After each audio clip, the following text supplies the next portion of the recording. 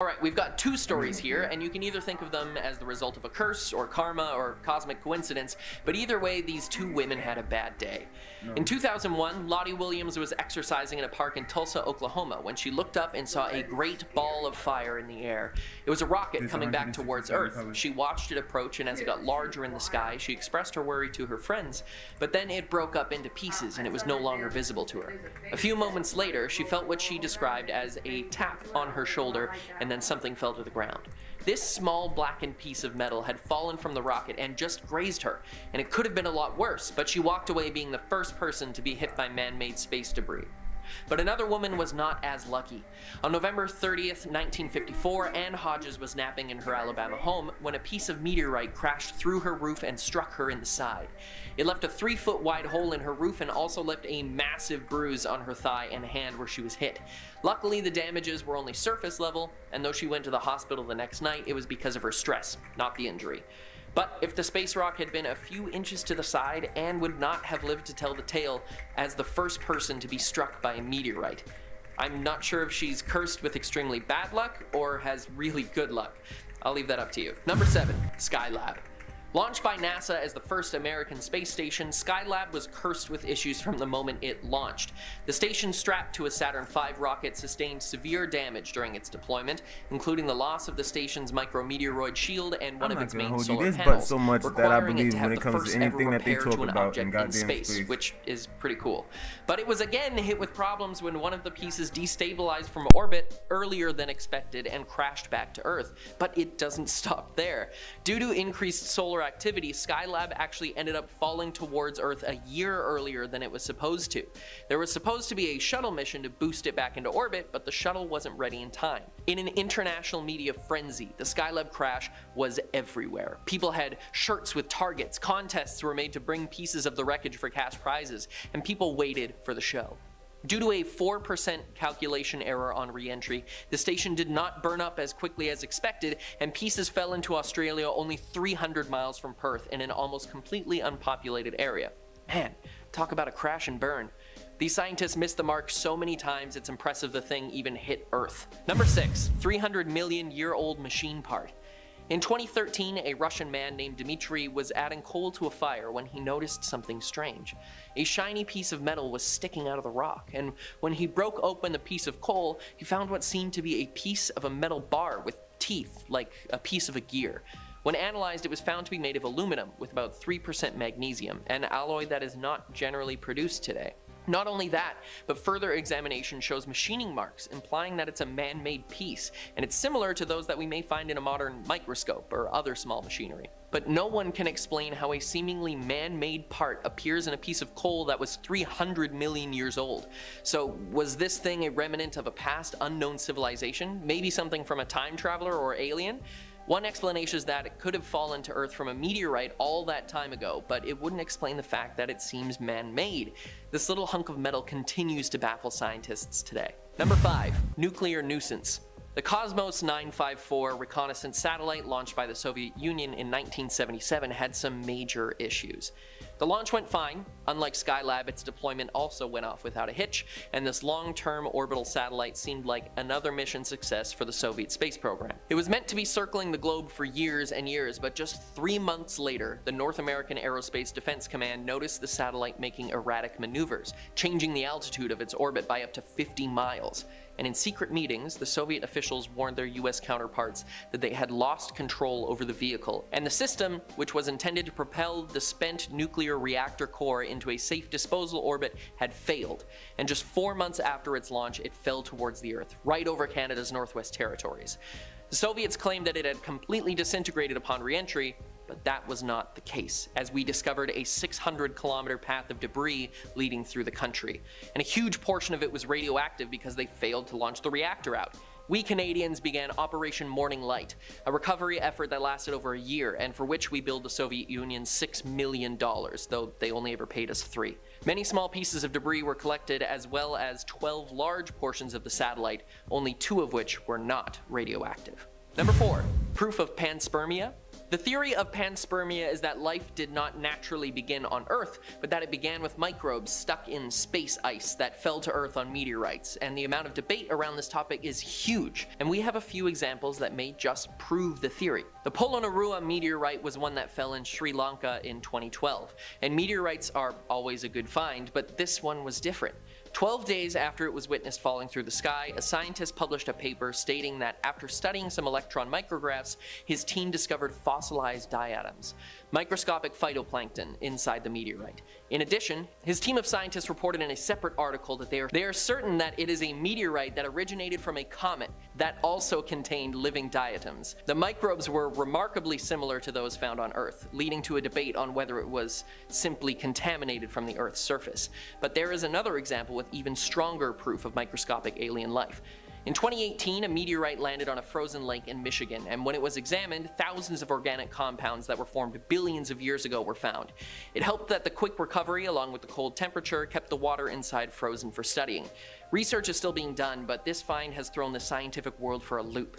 Hopefully the organisms don't leave us with some alien curse or disease. Number 3, the Chelyabinsk meteor. Many of us will remember the 2013 meteor that rocked the world. At 20 meters in diameter, it was the largest natural object to enter our atmosphere since the Tunguska event, which destroyed a wide, remote, forested, and very sparsely populated area of Serbia.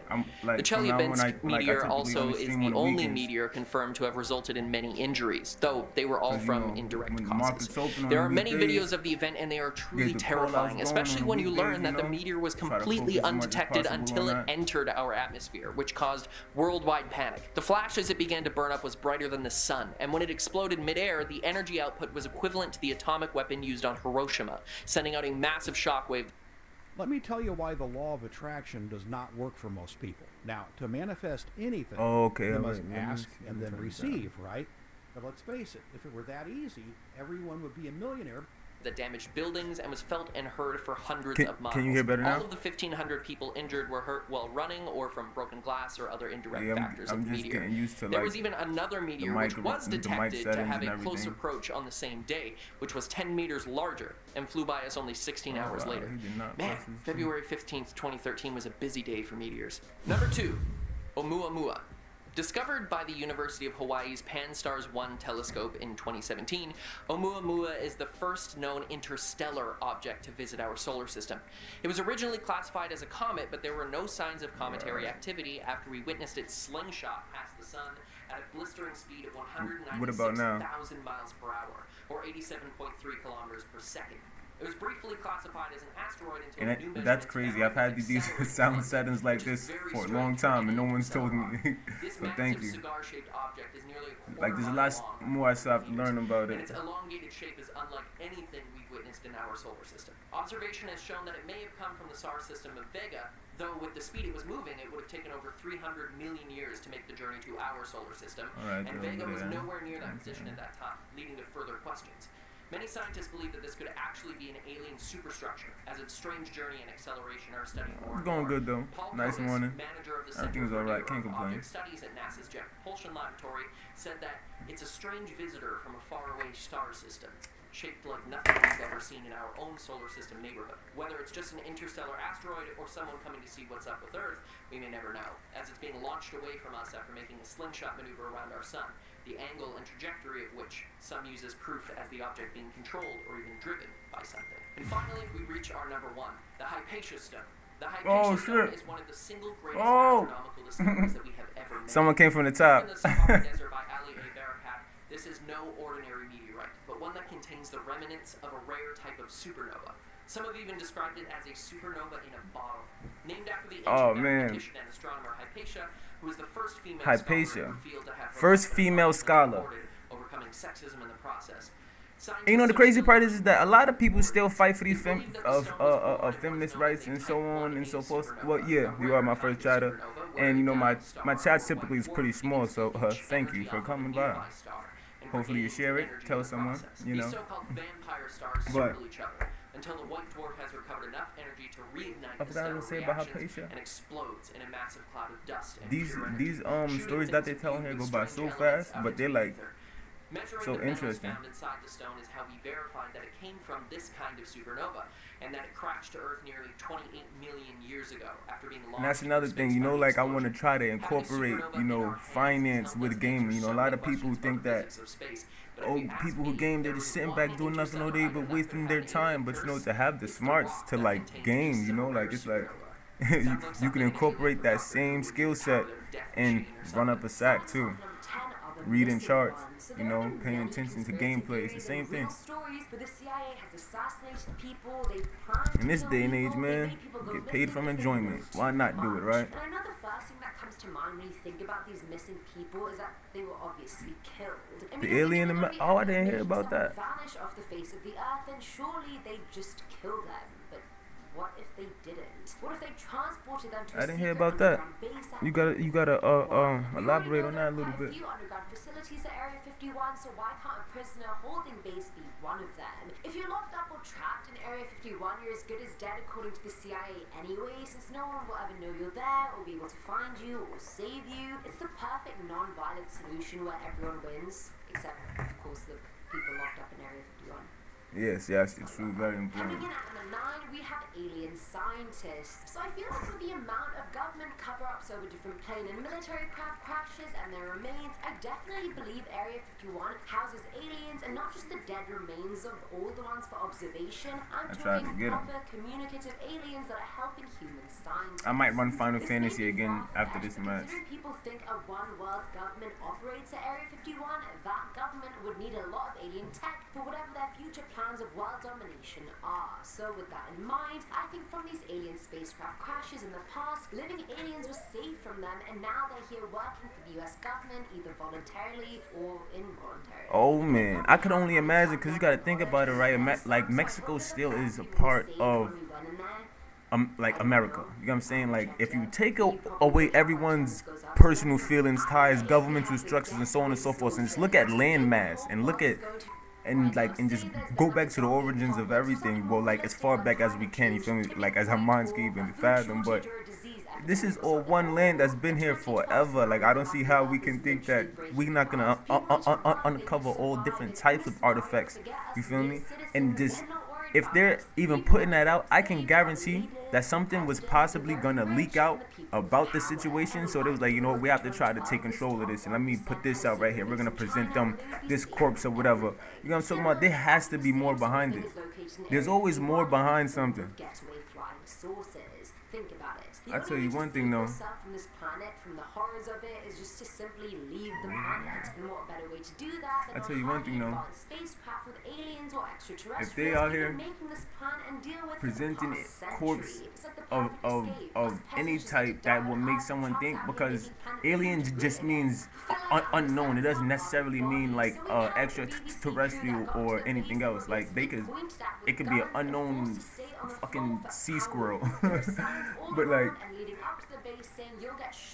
if they're doing that, yeah, man, you're trying to overshadow something. You get what I'm talking about? Like if it's one thing I know, I may not know a lot, I may not know it all, but I know one thing. Misdirection is a motherfucker, and they know how to utilize that to their to their best advantage. They were either found out and then killed, stayed hiding there because hiding there was still better than trying to leave, getting spotted, and then getting shot. All in all, I suspect there are quite a few skeletal remains to be found in Area 51. I feel like the families of those people are still like, where did they go?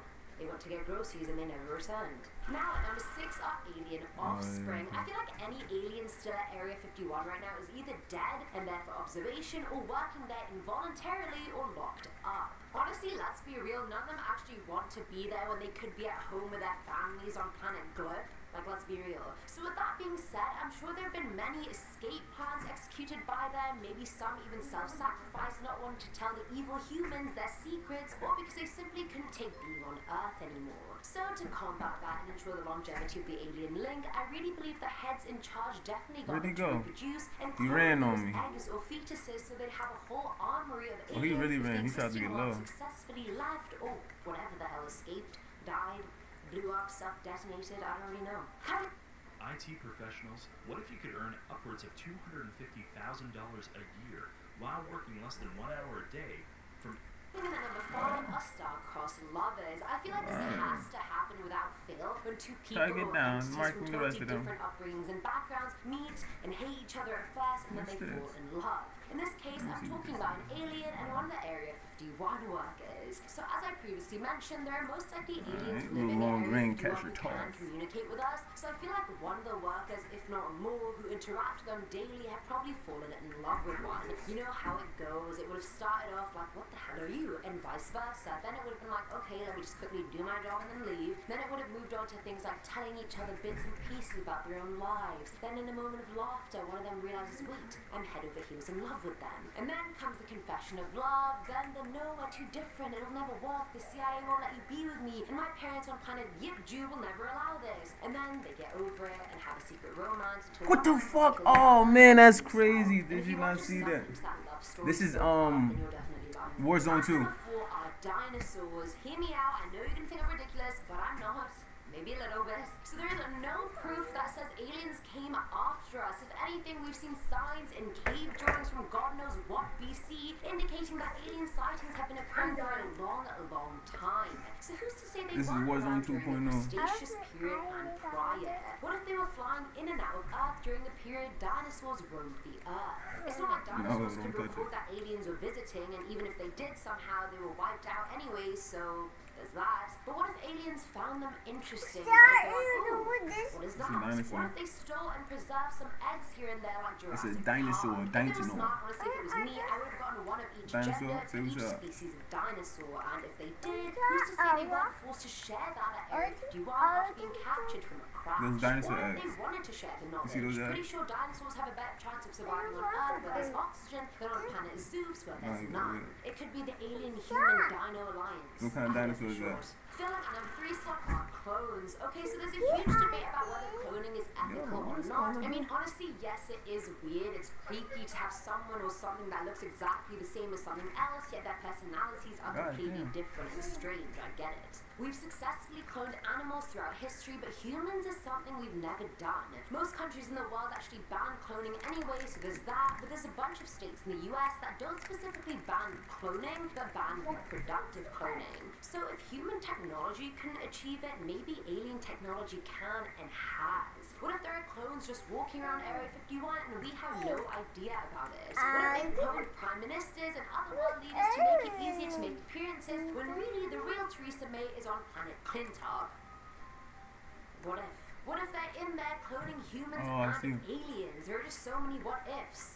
Am I a clone? Who knows? Now, at number 2 are the cures. So again, this one is problematic to talk about, but somebody's got to do it. Now, someone's gonna be me. Got him. Many people believe that the government injects diseases into the public, which creates an epidemic. Many thought that the Ebola outbreak in Africa a few years ago as well. Some think the government is behind it to control population numbers, whereas others think they do it to distract from a bigger story going on underneath.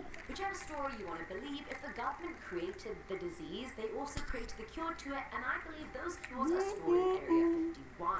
Oh, give my gun back. Cure to other things like AIDS and cancer in there as well. You know how they say the pharmaceutical industry makes the most money because they keep you sick? If you weren't sick, they wouldn't be making money, so they don't even want a cure. Oh no, they ain't got no bullets in there. But what if it's already been Yeah, you wanna go, found? mama? They're just not releasing it so the Go, economy mama, can say make leave me more alone. money for all these people that do have these illnesses. Sadistic, and it's all there Yeah, in go, Area mama. 51. I hope when you guys read it, you found it. And finally, at number 1 is Osama bin Laden. Very controversial. Osama bin I know, Laden. Of course, I don't mean any Oh disrespect man, by people do putting not him want to on know the my list, but opinion again, on these I'm guys. not pussyfoot around any topic on this channel. So the news broke in May of 2011 that bin Laden had been found in a compound and killed by a CIA-led operation. That's all we know, that's all we got told.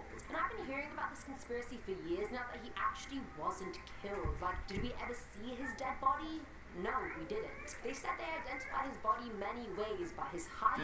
Well, many people out there are 6'4". Apparently, one of his wives was shouting his name during the raid. And again, that could have just been a body double and someone paying an impoverished woman to just shout a name. It's not that hard. His burial took place at sea and it wasn't documented. According to a US official, there are pictures of his body and the burial, but where they at though? So no one other than the people involved saw his apparent assassination and burial, so people believe that, well, one, they didn't actually kill him, two, they killed a lookalike, because that could be possible, it's happened in the past, or three, he's being hidden in Area 51 till his death. So, I mean, there's some food for thought. Starting off at our number 10 spot, we have space energy. While a team of astronomers was working to map out the universe, which, for a second, imagine that's your job. What a task. Anyway, while they were doing this, they found a very mysterious object that is sending out bursts of energy every 20 minutes. This object is somewhere around 4,000 light years away, but despite this distance, it was sending out energy bursts that were so big that it was one of the largest radio sources in the entire Oh, get the fuck out of here. no easy feat. These energy bursts were occurring in a cycle No, go over there with mama. 1 minute every 20 minutes before it would disappear for a few hours and then the whole thing would repeat over again. There is nothing that we know of in this universe right now that would behave like this, so at the moment, while there are of course many hypotheses and theories, this is a mystery waiting to be uncovered. In our number 9 spot today, we have 2022 AE1. Just a few months ago in January, as the year began, scientists were watching an asteroid dubbed 2022 AE1 that became the riskiest one observed in over a decade. The initial observations of this asteroid placed it impacting with Earth on roughly July 4th, 2023, which would mean that there would not be enough time to deflect it, and this asteroid was large enough to do some real damage should it strike an area. Yeah, it was most definitely a cause for concern. There was a week where the moon outshone this asteroid, and so experts weren't able to see it and continued tracking its path. But once the moon was out of this phase, the risk seemed to have diminished. As of now, this asteroid has been taken off of the risk list, but who knows? It seems as though things can change quite quickly and unexpectedly outside the cozy home and protection of our atmosphere. In our number 8 spot today, we have a meteorite. On February 28th, 2021, reports came pouring in from across the UK of an unusual streak of light that was seen in the sky. These reports were far behind the UK's Fireball Alliance, though, as their cameras had already picked up the signal and they were already in the midst of estimating its landing site. That's right, this streak of light was a meteor, if the title didn't give it away. It's a remnant of our early solar system that has been flying through space at unbelievable speeds until it came down through our atmosphere and ended its long, awesome journey scattered in a bunch of pieces across rural Gloucestershire. Teams were sent out to be responsible for the recovery of the extraterrestrial material, which was found in a family's driveway as well as in a sheep's field nearby. This meteorite is a rare specimen known as primitive carbonaceous chondrite, which is said to contain materials that have been essentially unaltered since the formation of the solar system 4.5 billion years ago. The pieces of this meteorite can give us insights into the building blocks of the planets, and it can potentially give us clues as to how the Earth came to be this wonderful planet that possesses all of the resources necessary to sustain human life. In our number 7 spot today, we have King Tut's meteorite. So, I actually learned about this one from Taylor, since he's the little history bee, and it is so interesting.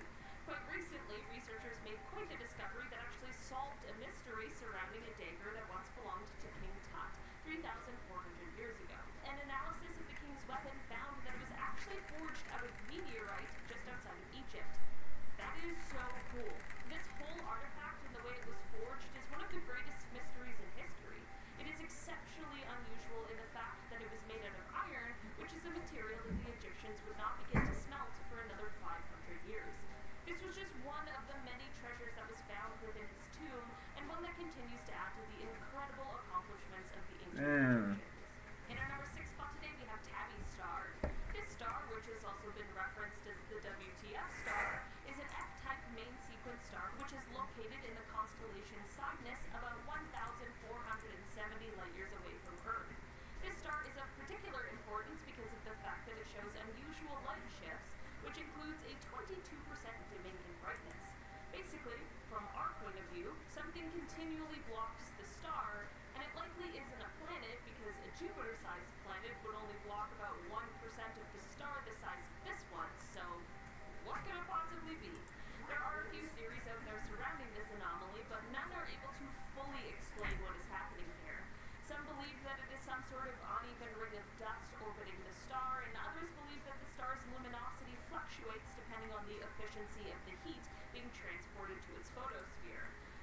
two of the theories surrounding this star, but there are many more out there, and at this point, we just don't know. Hopefully, though, the James Webb Telescope, which was launched at the end of last year, will be able to get a more clear picture of what may be happening over there on Tabby's star. In our number 5 spot today, we have new material.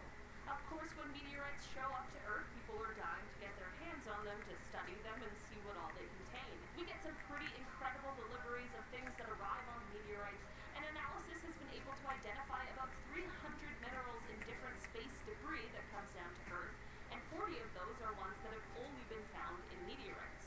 This is all very cool and interesting, but one of the most fascinating is the Allende meteorite.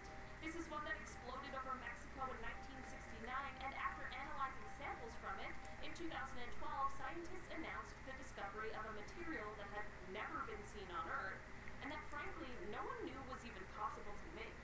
It was called pangite, and it consists of quite a strange variety of elements, including titanium, zirconium, and scandium. In our number 4 spot today, we have CFBD SIR2149. Ah yes, the rogue planet with the easiest name to remember. This planet really had the scientific community on edge in 2012. This is because most of the planets we are familiar with orbit a star. I mean, look at the one we're most familiar with. We clearly and thankfully do. That's not the case for this guy, though. CFBD SIR2149 seems to just be drifting across space without any sort of star. This planet is also huge. It is thought to be 7 times more massive than Jupiter, and Jupiter is quite a bit more massive than Earth. This isn't necessarily anything that we need to worry about. I mean, we're at home in our solar system with our star, not wandering around the universe or galaxy, so that's good. I mean, let's just hope it stays that way. Astronomers believe that there are likely billions of rogue planets, and that they might even outweigh the amount of planets that have suns. In our number 3 spot today, we have shooting stars. Okay, so we often look to the night sky in an attempt to see a shooting star, and the chances might be pretty good depending on how light polluted the area is. I mean, either that or you're seeing one of the Starlink satellites, but either way, we know that shooting stars aren't really stars at all, and are instead meteors burning up as they move quickly through Earth's atmosphere. But what if I told you that there really are some shooting stars that are actually stars? Hypervelocity stars were discovered by astronomers in 2005, and it is thought that they occur, or form, when a binary star system, or a star system that has 2 stars, gets destroyed by a black hole. One of the stars in the system will usually fall into the black hole, which just may send the other one flying across through space as fast as millions of miles per hour. It's definitely not the same thing that we think of when we think of shooting stars, but it is quite the galactic event. In our number 2 spot today, we have quasars. If you aren't exactly familiar with them, they're super compact objects that kind of have a star-like appearance as they are very luminous, and it is thought that these guys are powered by supermassive black holes. So, there's obviously quite a few interesting things about these, but one of the most interesting is in relation to one in particular called APM 0827952555. This one contains a black hole that is surrounded by a vapor cloud, and within the cloud is 140 trillion times the amount of water on the Earth. It's the largest water reservoir ever discovered. That's insane. Researchers believe that this giant watery cloud formed long, long ago, just 1.6 billion years after the universe itself. Do you want to play the latest PC games, but your computer looks like this? So you're stuck playing games like these. In our number 1 spot today, we have Stardust. Just a few years ago, researchers in Australia made a startling discovery. Ancient grains that were discovered inside of a meteorite that had landed inside of the country were studied, and it was revealed that they were actually grains of stardust. This dust was formed somewhere from 5 to 7 billion years ago, and it is now the oldest solid material ever found on Earth. These kinds of pre-solar grains are a very rare find. In fact, they're so rare that they're only found in about 5% of meteorites that have fallen to Earth. This is a fascinating discovery because having something like this really is the next best thing aside from having the actual star itself, and it gives insight into our universe billions and billions of years ago. Number 10, NASA's Flying Frog.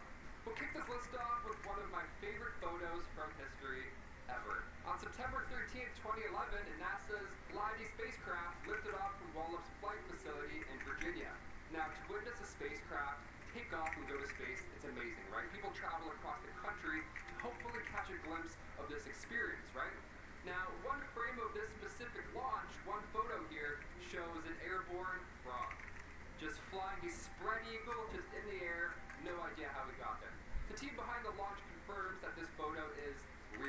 Can you imagine what's going through his mind right now during this photo? In fact, what was he doing 5 seconds before this launch was ignited?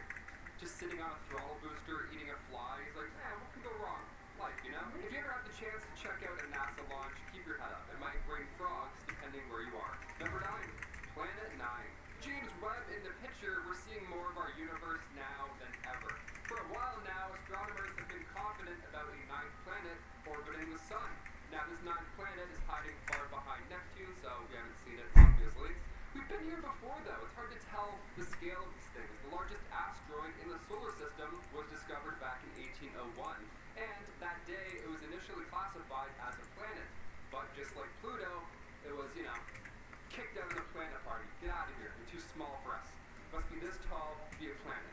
Peace. Talk about this 9th planet began in 2014 when American astronomer Dr. Scott Shepard found a small dwarf planet candidate called 2012 BP 113. And the orbit of this dwarf planet was too large. It didn't make any sense. Something had to be assisting this colossal spin. For the planet to be acting this way, it would have to be 10 times more massive than our planet here, Earth, and it would take at least 10,000 years to orbit the sun just once. So, Happy New Year, I guess. And considering that it's tucked far behind Neptune, this 9th planet is around 200 times further out than ours. So far, we've covered about 30% of the prime area this planet could be in, and every space fact that I do, I also feel so anxious right after. Holy smokes, space is so scary.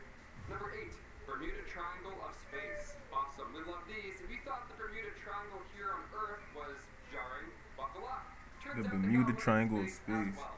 Awesome, great. I feel the space anxiety in my chest today. A handful of astronauts have experienced this in real life while orbiting our planet. They call it the South Atlantic Anomaly, and it's part of the Earth's magnetic field, and many scientists have connected this triangle to the Van Allen radiation belts. So right above the South Atlantic, where the International Space Station passes through this area, computers often stop working, and astronauts will sometimes experience cosmic flashes in their eyes. That's terrifying. The Hubble has also glitched out when trying to take observations. So what's going on here in this weird triangle? Who knows? Maybe it's the Illuminati that Kanye's talking about. Number 7, Elst Pizarro. This next one is quite bizarro. First discovered in 1979, its orbit in the asteroid belt led to it being classified initially as an asteroid. Yet when it was examined more closely in 1996, it showed itself to have a tail like a comet. We love an evolving space rock, I guess. Keep changing, keep confusing us, sure. One possibility, maybe there was a collision at some point and that crash ended up exposing some subsurface ice on the body, which is slowly now being lost to space. So now it's whipping by, which explains the new tail. Elst Pizarro was an asteroid and then a comet. But Melted off. Now it could be just a plain old boring asteroid. Again, we're not too sure here. Elst Pizarro got the zoomies for a hot minute, but we're not sure why. Experts had hoped to launch the Castalia spacecraft in 2028 to get a better look, but since 2016, the European Space Agency hasn't had any funding to give this project the green light, so we'll never know, probably. Awesome. What's Elon doing? Can we send him up? Take a look. Number 6, Scotland Fireball. What's believed to be space junk belonging to Elon Musk, this fireball seen crashing down over Scotland and Northern Ireland has experts scratching their heads. The fireball was visible for 20 seconds around 10 p.m. on September 14th. Reminder, this was only a couple of months ago, so you might remember it.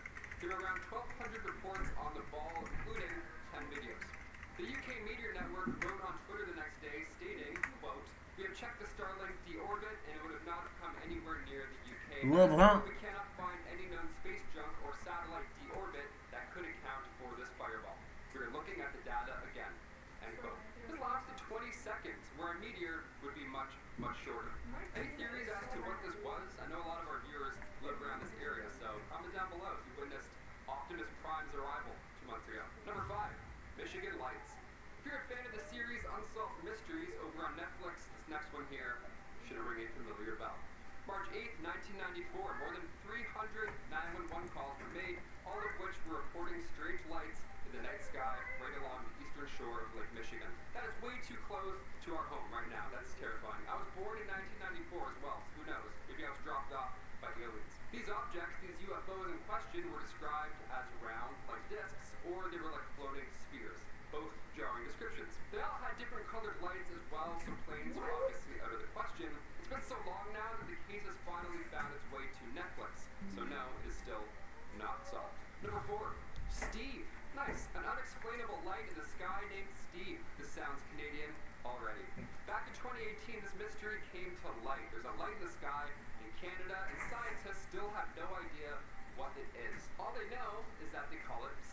Steve is short for strong thermal emission velocity enhancement. Now, Steve's appearance, I can't lie, he is beautiful. He's gorgeous to look at. Steve looks like a white, purplish ribbon that stretches throughout the sky, almost like the Northern Lights, only scientists are sure that Steve is not an aurora. It's very hot, and it doesn't last long. Classic Steve, doesn't last long, eh? Must be Canadian. Number 3, Hodge's meteorite. Now, these meteorites, they can happen pretty often, but luckily, most of the time, it doesn't wipe out everybody and everything. That's pretty good. Sorry, dinosaurs. Thanks for taking one for the team for us. Back in 1954, residents in Talladega County, Alabama, noticed a ball of fire heading towards them. Now, we didn't have Twitter. We couldn't warn people that maybe a meteor was about to hit and wipe us out forever. But we also didn't really know how to tell if meteorites were coming and how scary it was. So it was alarming. Especially for Anne Elizabeth Hodges, who got hit by that said space rock. Yeah, that ball of fire that we always see going through the sky, that hit her. It grazed her hip. Now you may be asking, was she outside stargazing at this point? Was she doing some cosmic ritual? No, she was napping in her living room, and then an 8-pound chunk of meteorite smashed through her roof, and again, only grazed her hip. She got grazed by a meteorite, and then received a bruise. First human to ever get hit by a meteorite, and probably the last. What a flex that is. Imagine putting that on Tinder. Number 2. Go fast. Okay, a bit more modern now. This one was trending recently, but it was originally recorded back in 2015. It was part of that big alien leak that we got to witness over the pandemic. That was fun. That was just what we needed. Middle of the pandemic, the news is like, hey, check out these UFOs also. We don't know. Good luck. Now, what you're seeing here is an FA-18 Super Hornet following a UAP. Now, we don't call them UFOs anymore because that's so M. Night Shyamalan, right? We don't do that.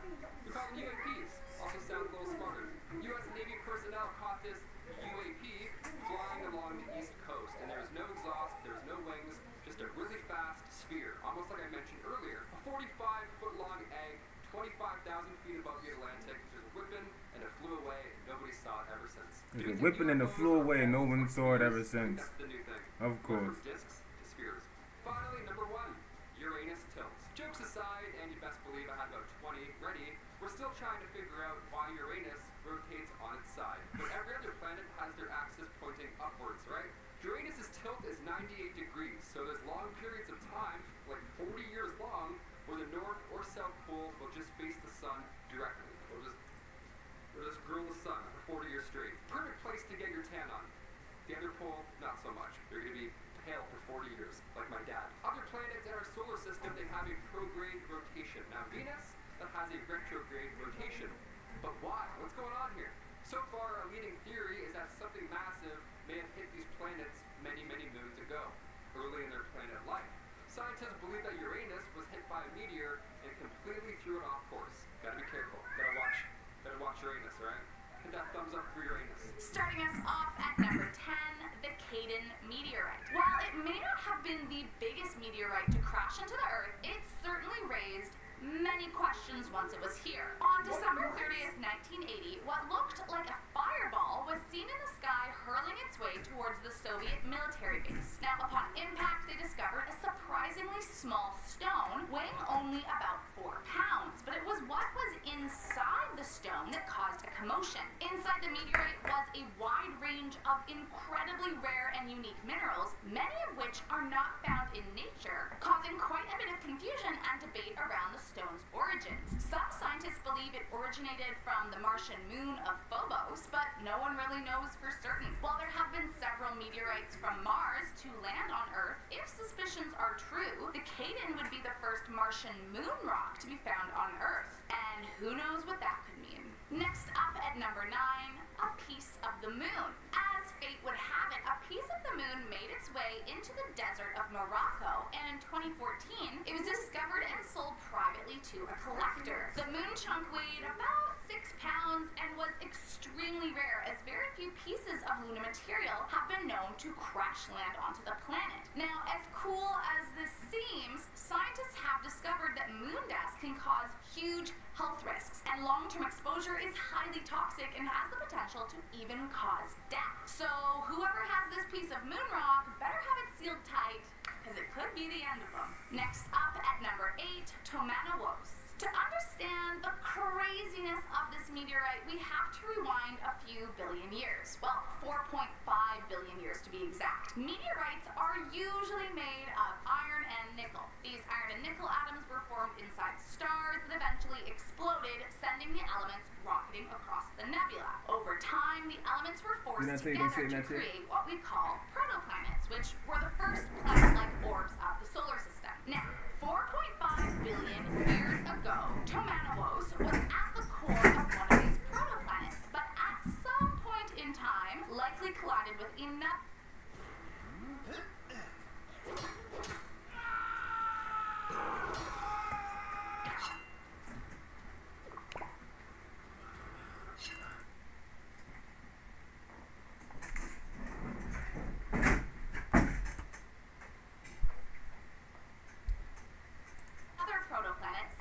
Huge chunks back into space. Then, 17,000 years ago, it crashed down into the Earth and landed on an ice cap in Canada. It wasn't discovered until thousands of years later, and by that time, it had made quite the journey down to Oregon. The 15-ton rock caused quite a stir and even a lawsuit when in 1902 a man tried to steal it from the indigenous people and charge others to see the strange and mysterious space rock. But the joke was on him, as the Oregon Iron and Steel Company actually owned the land where he'd found the meteorite and sued for its return. Whatever it was, there was something about this meteorite that drew people in. And who knows, maybe it really was cursed. Next up at number 7, a strange black object. In July of this year, Australian farmer Mike Miners was doing his usual morning survey of his farm when all of a sudden he spotted something that caught his eye. There in the distant part of the grasslands was a large jet black object measuring roughly 9 feet and sticking straight up out of the ground. Unsure of what was going on, he took a closer look at the object and eventually decided to call the Civil Aviation Safety Authority to see if they could help. Once he was on the phone with them, they quickly urged him to call NASA directly. Eventually, it was discovered to be a piece of space junk, likely from the SpaceX Dragon capsule, but many conspiracy theorists didn't seem to buy this answer, believing it to be some kind of remnant from a UFO. And to tell you the truth, I have no idea if those conspiracy theorists are losing their minds or if they're onto something, but anything that is falling from outer space will always freak me out. Coming in at number 6, the microscopic diamond. There are many things people can expect to find falling from the sky, but tiny microscopic space diamonds would not be at the top of my list. Back in 1969, an unexpected meteorite came crashing down into Mexico, which led to one of the biggest manhunts trying to find all the scattered fragments. One of the strange finds were small diamond fragments containing, now stay with me here, isotopic signatures of materials formed prior to the existence of our solar system. Which, listen, I'm not really blessed with much of a science brain, but essentially it's really freaking crazy what they found. The origins of the diamond is up for debate. There are 2 theories about how they came to be. The first is the formation inside a giant star that long ago exploded in a supernova, and the second is from an asteroid impact in space. But either way, it's an incredibly strange find that raised more questions upon its discovery than it answered. Next up at number 5, a molten object. Maybe it was aliens, or maybe it's some cursed artifact from outer space, but either way, no one had any clue what they found. Back in 2016, an inexplicable molten object fell from the sky in Siberia and was actually caught on film. 2 YouTubers said they received the footage from a witnessing Russian man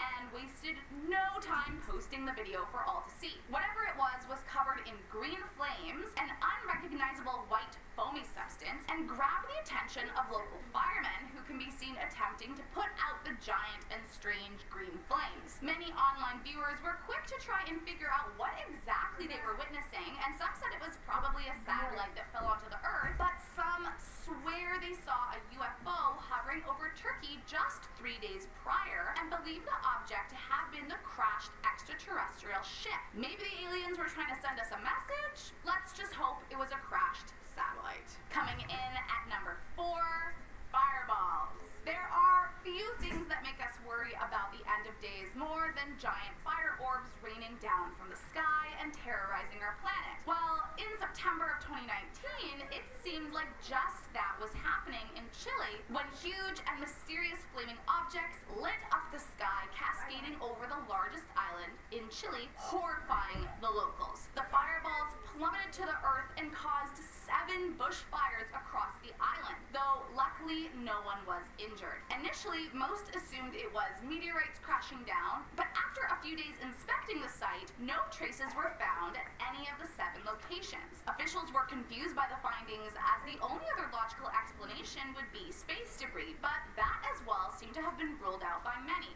So if it wasn't a meteorite and it wasn't a rogue piece of space debris, what could have fallen from the sky? Could it have anything to do with an unknown space civilization? I guess we'll just have to wait and see. Coming in at number 3, metal shreds. Long before Chile saw the flaming balls of fire crashing down, Argentina was met with an equally terrifying phenomenon. Back in 1991, out of nowhere, giant shards of flaming metal appeared glowing in the sky. The ominous showers appeared to be darting down towards the planet, terrifying the locals. This metallic rain turned out to be fragments from a Russian space station named the Salyut 7, which to this day is still considered to be one of the largest human-made objects to re-enter the atmosphere. Now, of course, engineers made many attempts to guide the fragments toward the Atlantic Ocean, but as the station was in a low orbit to the planet, they were not really able to properly redirect anything. So soon the 88,000 pounds of metal were crashing down to the Earth, and although no one was injured, it certainly terrorized all who witnessed it. Coming in at number 2, Vladimir Komarov. Infamously known as the man who fell from space, Vladimir was a famous Russian astronaut, or cosmonaut as they were called during the Cold War space race. Back in 1967, he embarked on a crazy mission that, although he was completely trained to complete, was ultimately rushed. Allegedly, the spacecraft had a multitude of structural issues, and despite engineers warning the Soviet officials that the craft was not ready, they continued with the mission as planned. Vladimir took off and made his way up into the eternity of space, and even executed 16 orbits around the Earth. But something went awry with his mission, so he was instructed to make his way back down to Earth. However, things went south upon trying to re-enter the atmosphere when his parachute would not engage, and Vladimir plummeted back towards the Earth, crashing in a horrific explosion. Rumor has it that while he was plummeting to his fate, he was screaming at the Soviets for forcing him to do this mission. And while he may not have been something that originated from space, it was certainly cursed from the very beginning of its journey. And last up in our number 1 spot, the Roswell incident. Back in 1947, a huge metallic object crashed down on the Earth, causing a major uproar for conspiracy theorists across the globe. Now, normally I'm not one to jump on the conspiracy wagon, but I don't know how anyone can look me in the eye and tell me that this is not the spitting image of a flying saucer. I mean, come on. Now, here is where it gets crazy. After the dust from the initial sighting settled, the Roswell Air Force released a statement admitting that they had found a flying disc, but then quickly retracted that statement, saying instead it was simply a conventional weather balloon, and have stuck to this story ever since. But this change in description caused many to believe the government was covering up valuable information. Then, in 1979, Lieutenant Jesse Marcel, a key figure in the whole debacle, was interviewed for a documentary about the incident and admitted that despite what they told newspapers in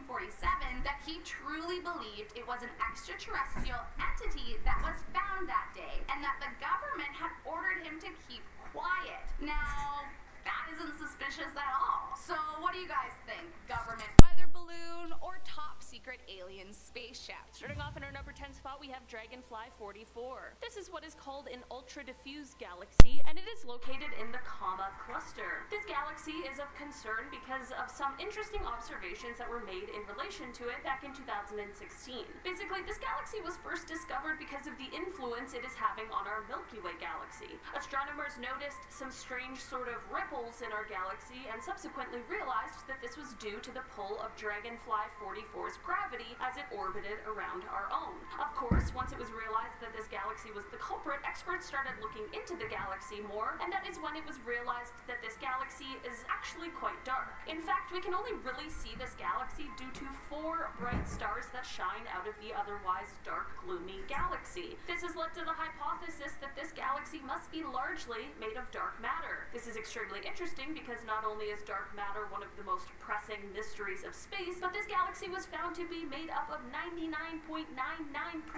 dark matter. Some even say that this galaxy shouldn't even really be able to hold itself together with so few stars. This is all to say that this galaxy is extremely interesting, and with further investigation and research, it may just be the key that helps us understand what in the world dark matter really is and what it's made of. In the number 9 spot today, we have cosmic disappearance. Some sort of unidentified thing that is larger than anything in our known universe is sucking portions of the Milky Way away. I know, it's terrifying, and it definitely is concerning, considering it's the place that we all call home. This discovery came in 2009 when researchers first found a cluster of galaxies moving at extremely fast speed towards a small area of sky. This area is located between the constellations of Centaurus and Vela, and whatever this whole thing is, it has experts completely stumped as to what it could be. For now, it remains a space mystery that has been dubbed Dark Flow, so that it can sit on the shelf with the other terrifying space mysteries like dark energy and dark matter, whatever those are. In our number 8 spot today, we have Tycho. This is what is being called a zombie star. This frightening name comes from the fact that this star was once a white dwarf, which is basically what is left over after a star exploded,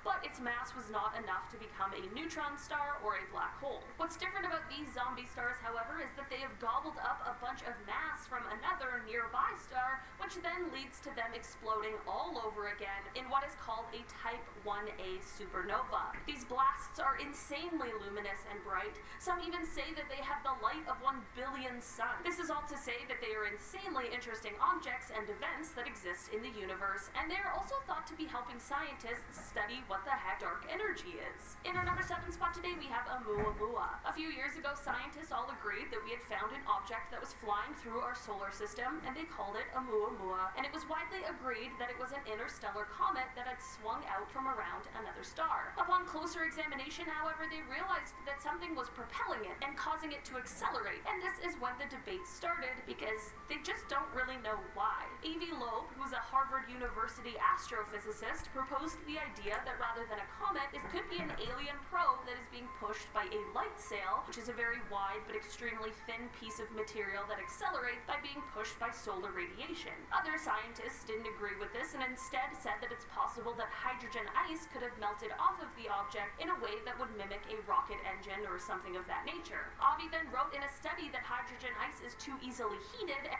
With Asana, it's easy to monitor projects across teams and track status and progress at a glance, so you and your team can make smart decisions faster. Try it for free at asana.com.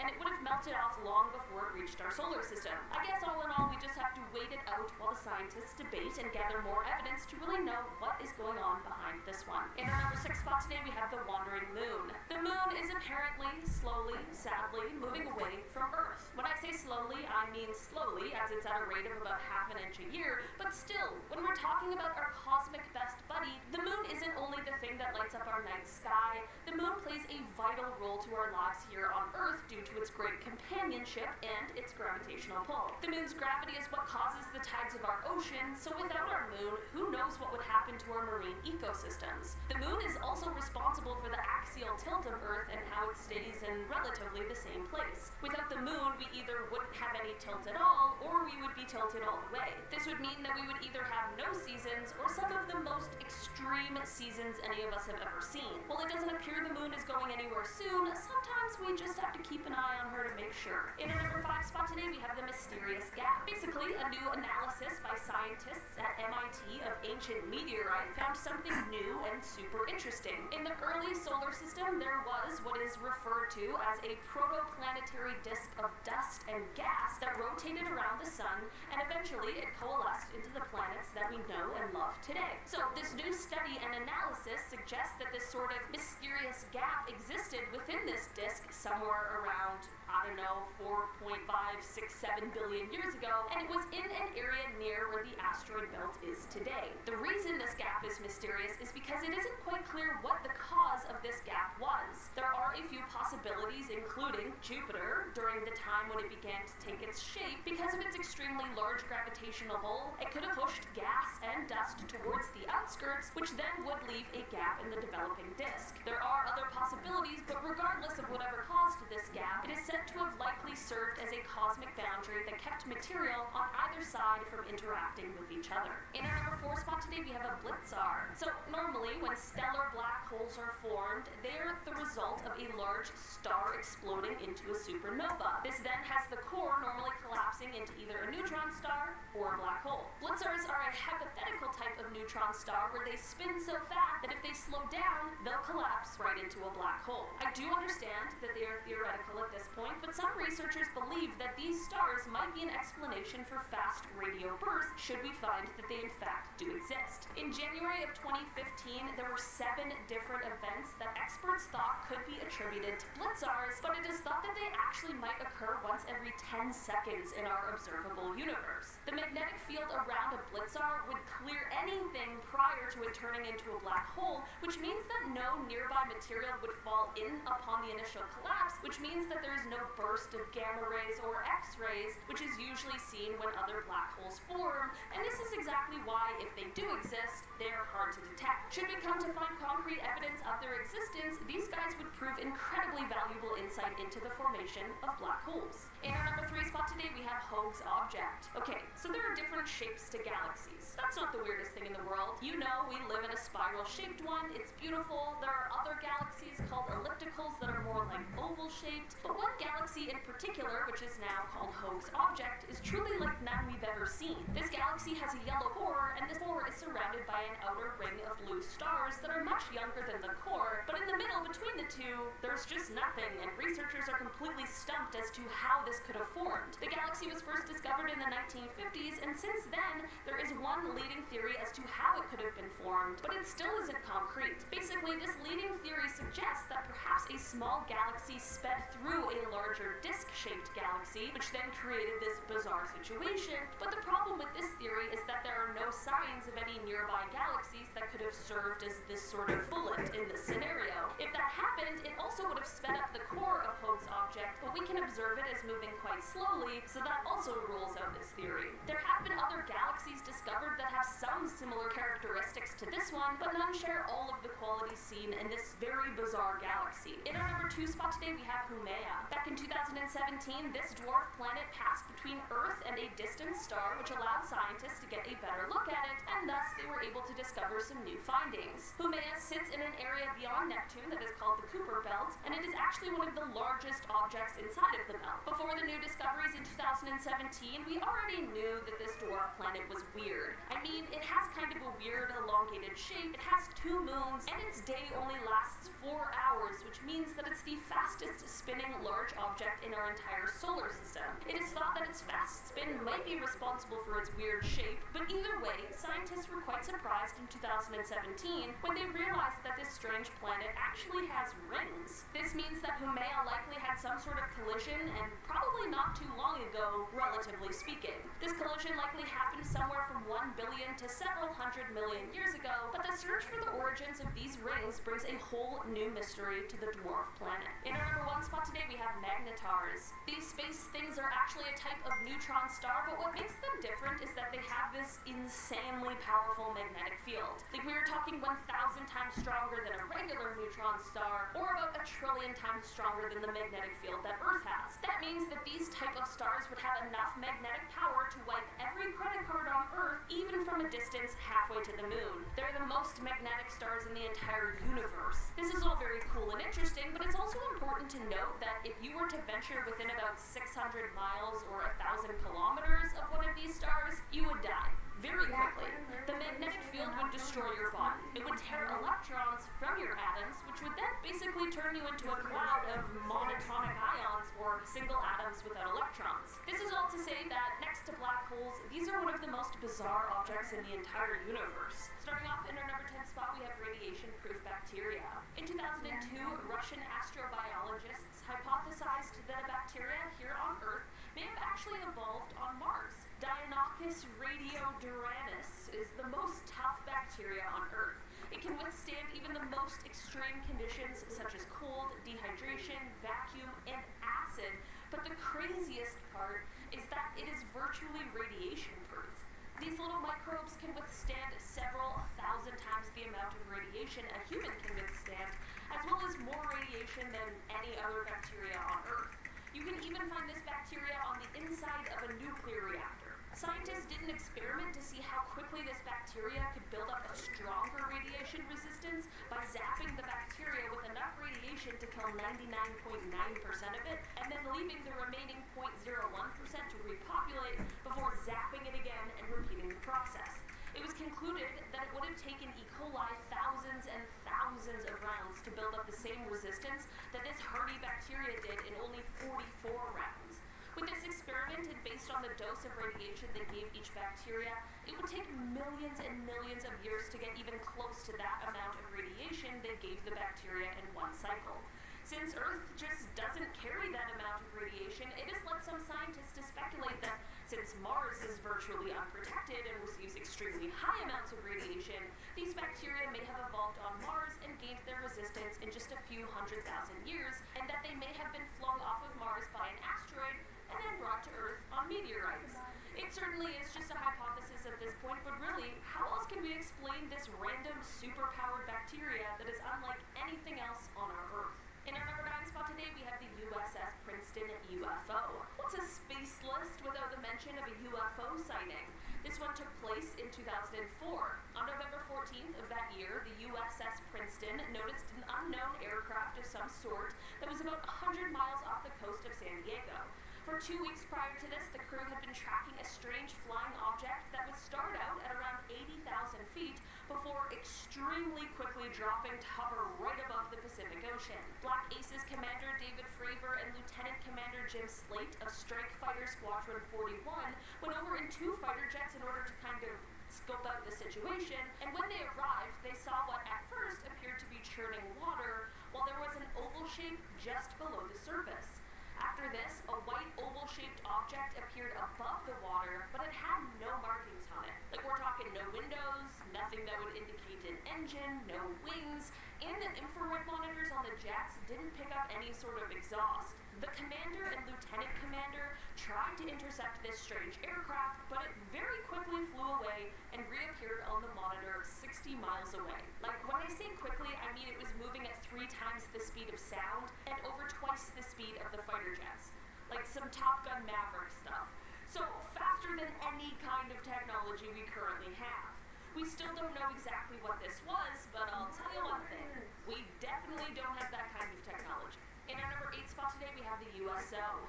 UFO to USO. Daryl Miklos is an explorer who took a deep dive following maps that had been put together by his friend and former astronaut, Gordon Cooper. The map Daryl was using was initially made to help identify more than 100 magnetic anomalies in the sea. During one dive at a location within the Bermuda Triangle, where everything weird happens, he thought he was going to find an ancient shipwreck, but instead he found something that continues to stump researchers and Daryl himself. He came across a very strange structure that wasn't like anything he had seen before. This structure had long obtrusions which stuck out from the sides, and the whole thing was covered in coral, so whatever it has been down there for hundreds, if not thousands of years. Daryl has said, quote, "There's identical formations in 3 different areas, and they don't look nature-made. They don't look man-made.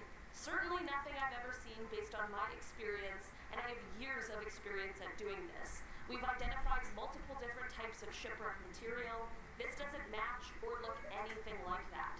People have started speculating that this structure may just be the remains of a crashed UFO. If it isn't that, then what else could it be?" In our number 7 spot today, we have the Antikythera mechanism. The Antikythera mechanism is an extremely mysterious discovery that has stumped researchers ever since it was found. This artifact was found 150 feet below the surface of the Aegean Sea in a shipwreck, and it is the oldest kind of computer ever recorded, as it was dated back to the 7th century BCE. The author David Chaldress likened the finding to if they had found a jet plane in King Tut's tomb. That's how bizarre this discovery really was. Due to the complexity and oddity of the finding, alien enthusiasts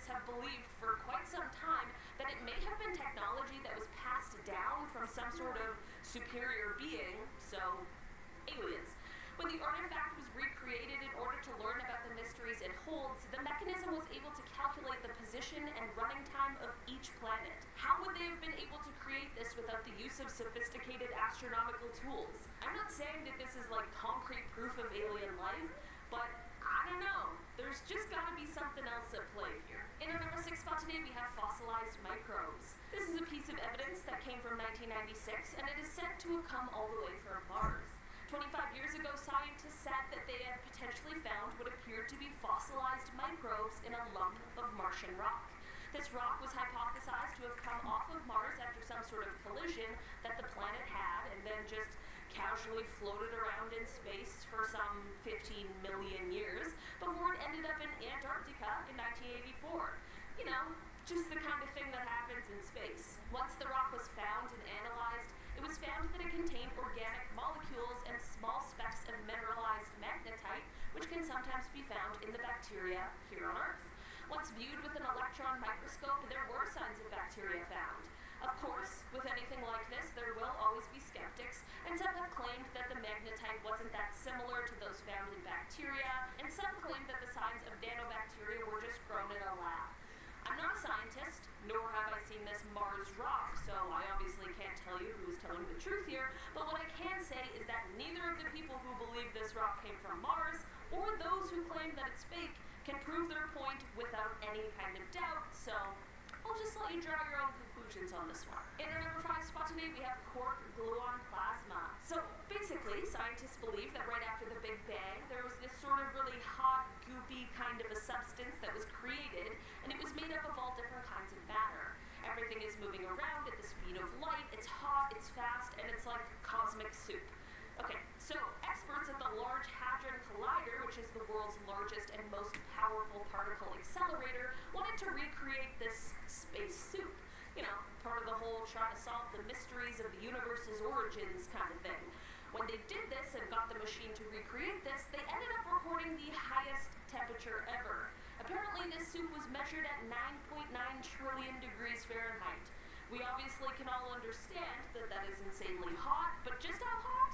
Well, that is 366,000 times hotter than the center of the sun. In our number 4 spot today, we have energetic cosmic rays. Energetic cosmic rays are described as high-energy protons and atomic nuclei that move through space at nearly the speed of light. There are some that originate from supernova, but there are some that originate from outside of our galaxy, and those ones have scientists wondering where they are coming from and what the source of them is. As these cosmic rays float into our solar system, their paths are bent by the magnetic fields of both the sun and the Earth. Upon impact with Earth's atmosphere, these rays produce a shower of secondary particles. Some of these particles do end up reaching Earth, but most are intercepted by either the magnetosphere or the heliosphere. The strongest cosmic rays are extremely powerful, and they can have energies of over 100 million times greater than a man-made collider. If you're wondering why you should care about this space mystery, it's because these things have the power to cause our digital systems to crash, and in our ever-increasing digital world, that could cause some major disruptions to our life.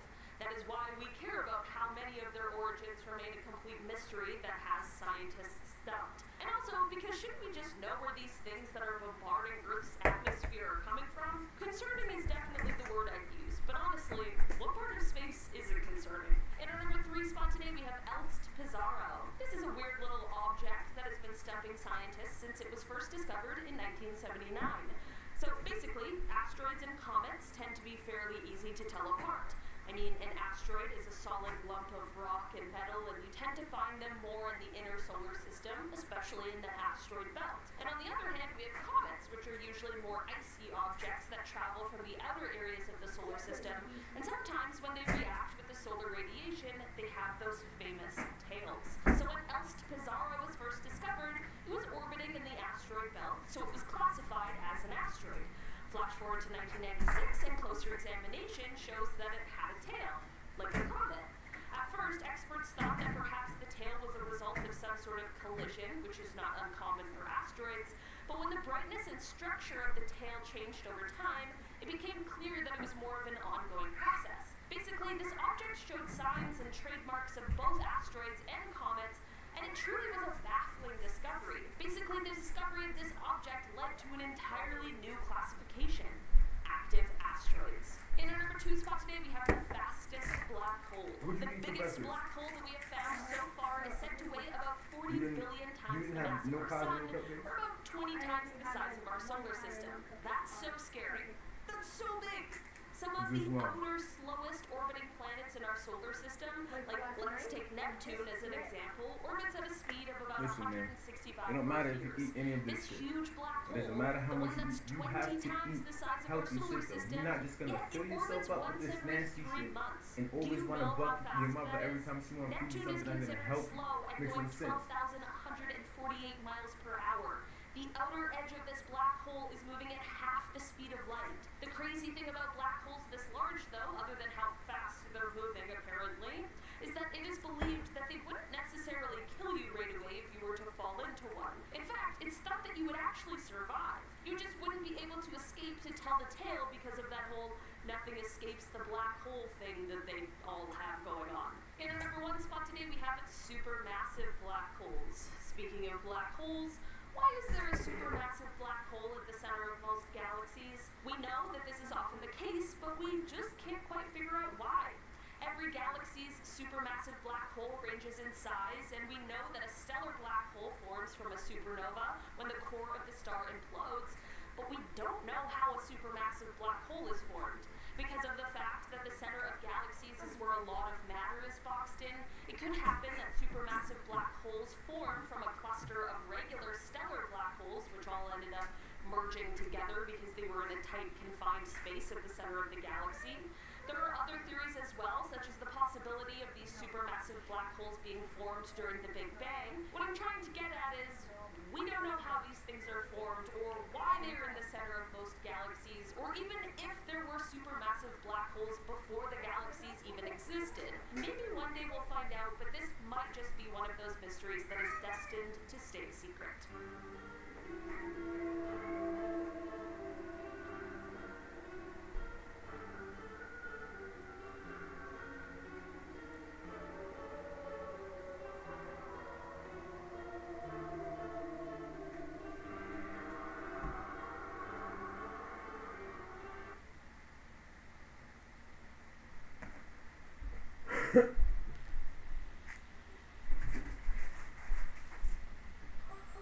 When you get your next big idea, Grammarly's tone suggestions can help pitch it with confidence to get your team on board. Do you see her email? Already calling vendors. Grammarly makes all the difference in your professional success. Click the blue button to download Grammarly today. Number 10, World War I soldiers. It was called a world war for a reason, as there seemed to be not a single patch of land that was untouched by blood and loss. They fought in the mud, the waters, and of course, the snow, resulting in fallen men being claimed by icy graves. 2 Austrian soldiers were found in the village that saw the battle known as the White War. A part of World War I was fought on the Italian front in the Alpine region of Italy. The 2 soldiers were found after a glacier melted in a ski resort in Peo. Unbeknownst to the people seeking a fun vacation and an après-ski was the bloody history of men who never made it home. Number 9, lion cubs. Your thoughts may have jumped to picturing the odd image of African lions somehow playing in the snow, but not quite. Close, but not quite. This little cub was actually a cave lion cub found frozen in the northeastern region of Yakutia, Russia. What's even more sad is you can even see it resting its little head on its paws, only about 1 year old. But this isn't the first time this region has yielded a similar discovery. Prior to this cub, 2 more were found 2 years prior, called Unya and Dina, and were the first cave lions to ever be found. Both sets of remains date back to the Ice Age, or at least 12,000 years old. This species of cave lion went extinct over 10,000 years ago, and researchers believe that these cubs died due to neglect. Either their mother passed away, or they were trapped and left behind. But the most exciting thing about the most recent remains is that it could be used for cloning, or it could be used to help complete the genome, which is really exciting. Whether or not we'll actually clone them is still on the back burner. Who knows? Number 8, green boots. Besides the mountain itself, green boots is one of the most famous and morbid discoveries on Mount Everest. The treacherous trek has claimed over 200 bodies of people who tried to say they'd accomplished the legendary feat of climbing Mount Everest, but none are as famous or as foreboding as green boots. His name was Se-Wong Pao-Jor, but most know him as Green Boots. For nearly 20 years, he has laid on his side, wrapped in a red fleece, covered in ice and snow, with his green boots clearly in view. His legs stretch out across the path, and many travelers have to awkwardly step over it to continue up the mountain. He was just 28 when he died, along with 2 other climbing partners. Little is known beyond that, but he almost serves as a guardian for fellow adventurers to take care and stay safe while climbing to the top of the world. Number 7, live alligators. Right? By the end of this list, you may get the idea that if you were trapped in the ice, there's no chance that you'd come back from that, unless you're an alligator. In fact, they have the very odd tendency of, well, see for yourself. Check out this video clip. Imagine seeing an alligator snout just poking out through the ice. Well, now you know better than to assume that they are dead. There's a reason alligators have survived for so long. While semi-frozen, they undergo a process called brumation, where they basically shut down their metabolism and slow down their heart rate, and then just like wait for the cold to go away. Imagine if we could do that with winter. Oh man, a lot of my life would be wasted. What about skiing and skating? They can't do that though, so I get it. That's a kind of patience I guess I will never understand. Number 6, the icy elevator. Moving away from mountains and ice caps, this next one was a grim discovery made in Detroit in an elevator shaft of all places. In 2009, a dead body was found frozen in ice at the bottom of an elevator shaft. Right? They had to use saws to extricate his body. The man's name was Johnny Redding, and whether he was pushed or fell down the shaft is yet unknown. But the coroner's report states that he died of a drug overdose, but that still doesn't explain how he ended up there. He was discovered when a few kids were playing ice hockey nearby, and at first ignored it, but then they saw that it wasn't just his shoes, but an entire body stuck between 2 to 3 feet of water. Very terrifying to discover. Number 5. Hidden treasure. I don't know whether it's because of Pirates of the Caribbean or because of the Curse of Oak Island, because I love that show. I love watching that with my dad. But I know I'm not the only one who's dreamed of just finding treasure in their backyard or, well, scuba diving somewhere. In January 1966, Air India Flight 101 crashed on the summit of Mont Blanc, the highest mountain in France. 117 people died and many recovery attempts were abandoned, and it took 50 years for a massive secret to be revealed. The wreckage sadly was pulverized when it hit the mountain, but stuck within several layers of ice was the treasure of a lifetime. A small case packed with $246,000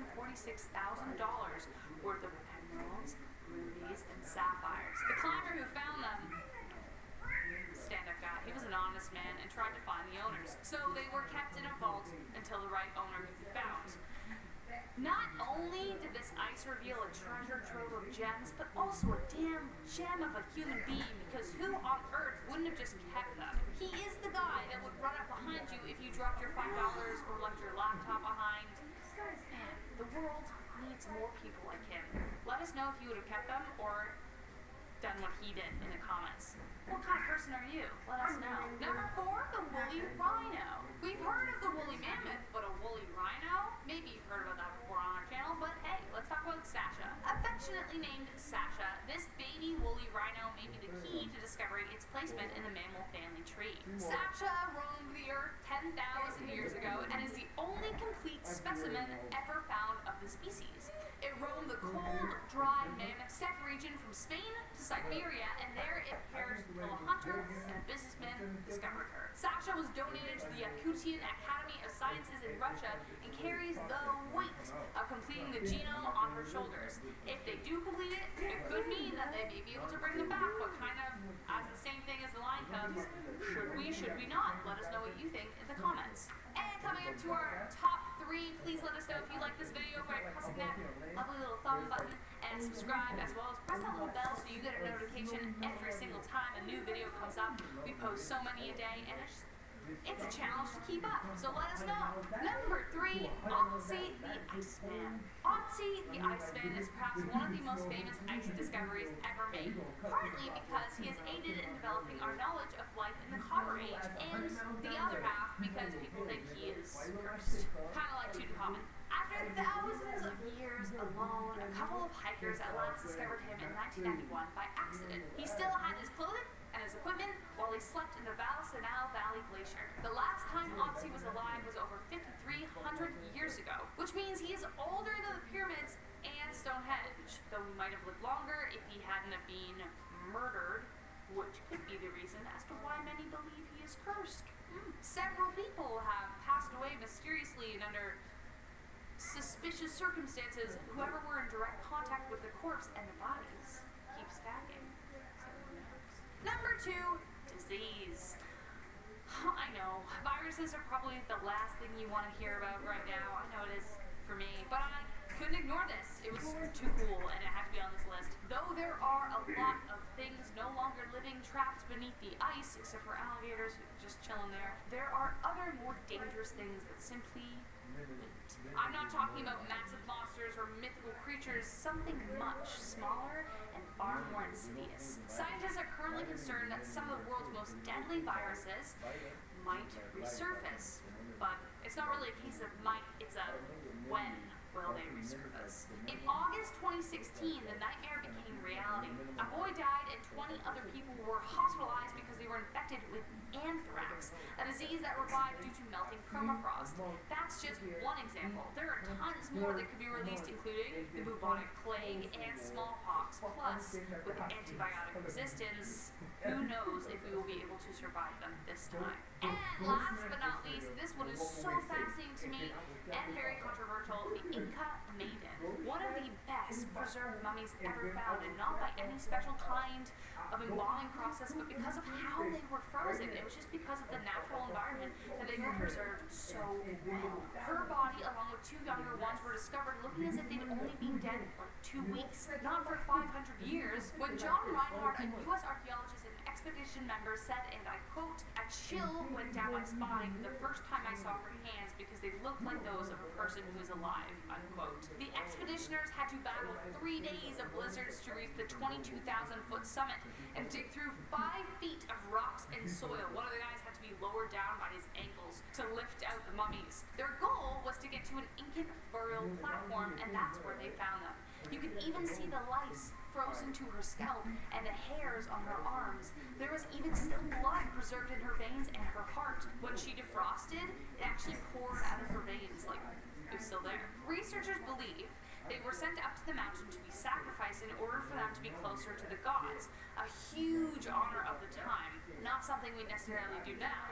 But even crazier still, they were able to find a man from a small village at the foot of Mount Empato who is her living descendant. Insane. Number 10, scimitar cat bone. Right off the hop, there have only been a few scimitar cat fossils found in history, period. So already, this is a good one, right? We love rare finds. I'm into Pokemon Go, so this is like, oh, a scimitar cat bone. Nice, add that to the collection. The Homotherium latinans lives again. Back in 2011, a bone of the beast was found on a Dominion Creek mining site right next to Dawson City in Yukon. Yeah, you want to make fun of Canadians for living in the cold? Well, joke's on you, pal. We have frozen scimitar cat bones. Yeah, in your face. In your face. Researchers at Copenhagen sequenced its genome, and its parents were only distantly related. So this was a rare cat while it was alive, let alone found frozen 47,000 years later in 2011.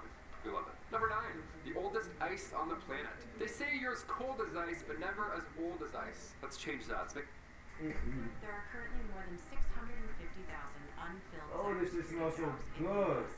The Google cybersecurity certificate was made to fill that gap and help grow the workforce that's keeping They're us starting to safe. stand back up, baby. It's starting to stand up, baby. Like a new phrase. Why not? Scientists are digging up ice in Antarctica. Get from out of here, Pretty much shit nothing else face. to dig up, so Little obviously shit millions face. of years of ice hides in there, so there's of course millions of ancient secrets. John Higgins, a geochemist at Princeton, believes that there's 5 million year old ice still intact. And I want to lick it. I want to see what it tastes like, you know what I mean? Just ready to probe. Weird to say that and then immediately the probe thing.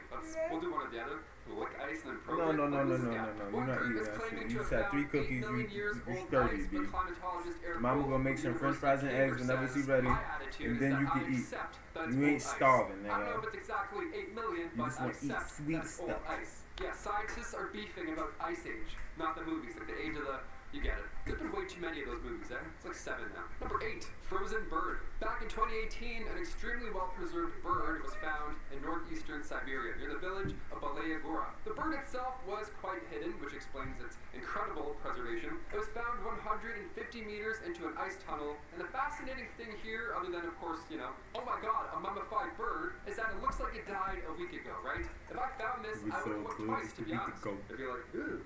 Then I keep walking. You know, one of those? This bird froze 48,000 years ago. It's a long time. He's been dead. R.I.P. R.I.P. 1,000 times, my little dude. Studying the bird's DNA has given researchers insight on the end of the last ice age. We love it. We love new info in the shape of dirty old birds. Nice. Number 7. Ice worms. This is the Dune sequel you didn't know you wanted. Here we go. Around 24,000 years ago, these rotifers, or real creatures, or ice worms, they live in freshwater environments. They've been on our planet for millions of years, so it was only a matter of time before they came back to life. Yeah, that's their secret, Cap. They're immortal. Researchers have been studying these little guys for a while, and in the past they found that modern rotifers could freeze and come back to life 10 years later. Yeah, a microscopic worm with a buzzsaw. That's what I mean. That's what I meant. Come back to life. Yesterday. That thumbs up on most amazing top 10. I'm so scared. A year ago, these ice age worms were found 12 feet deep under permafrost in Siberia's Alizaya River. These ones came back to life after 24,000 years. Must be some Tuck Everlasting water around them or something. I don't know. They're built different. Number 6, viruses. Before we get into the mummified mammoth cubs, we gotta talk about some concerning finds, of course. Just over a year ago, I wasn't even sure, but it's like, yo, I can't. It's too much. I might be done with the sweets for today. And donuts, man, yesterday, oh my god. The contents, however, they date back to around 14,400 years ago. Long before that's a fact. This is some ancient stuff right here. So dust, gases, and of course viruses over that long accumulate. And glaciers they just soak it all in, layer after layer, just growing, getting bigger and stronger. Well, not necessarily anymore, but you get it. That is until scientists come in with a few mega drills. Now we're finding dinosaurs, and it's fascinating. Except for, you know, when you find 33 ancient viruses in the ice. Wouldn't like that. Yeah, 33 viruses. That's like 2 more than my family computer had growing up. That's a lot of viruses. 4 of these viruses typically infect bacteria, and the rest were novel, which means that it's never been seen before. How neat is that? Novel viruses. Just what the world needs, right? Oh, God. Number 5, preserved wolf pup. This little lady went into the ice 57,000 years ago. I bet she had no idea she'd ever see the sun again until now. Here we go. Discovered in Yukon, Canada, Zur is the most complete wolf mummy that has ever been found in history. Ever. She's incredibly intact. She was discovered in 2016 by a gold miner while they were blasting water at frozen mud. They thought it was treasure, but really it was just this little shiny lady instead. She's quite old to us, but when she went into the ice, x-rays tell us she was only 6 weeks old. It's pretty sad. X-rays also showed that she loved fish. She had a belly full of fish. She was eating good until she froze. Sad. Number 4, underneath Thwaites Glacier. We've seen some fascinating stuff here on Most Amazing Top 10, specifically underwater footage. I can't do that, but they love giving me those lists. I get nice and anxious doing those ones. This is footage from the bottom of an Antarctic glacier. This is incredible. This is something we shouldn't have been able to see in our lifetime. This glacier is the size of Florida, okay? So if it collapses, our sea levels could rise 10 feet. So yeah, let's drill a hole through the middle and see what happens. We love it, all in the name of science. This was back in 2019. Researchers drilled 2,300 feet through the Thwaites Glacier and dropped a robot with a camera down. This is the first time in history we've seen the grounding zone of Thwaites Glacier. Lead scientist Brittany Schmidt says this project is a dream come true. It's her walking on the moon moment. There's only 1 meter of space between the bottom of the glacier and the rocky seafloor. So you're seeing the bottom of a continent, basically, like in Smash Bros, the very bottom of that floating arena. That's it, right here. Underwater. I'm so scared. I feel so small looking at this. Would you swim underneath it, Chris? No, I wouldn't either. I would do this. And then go back.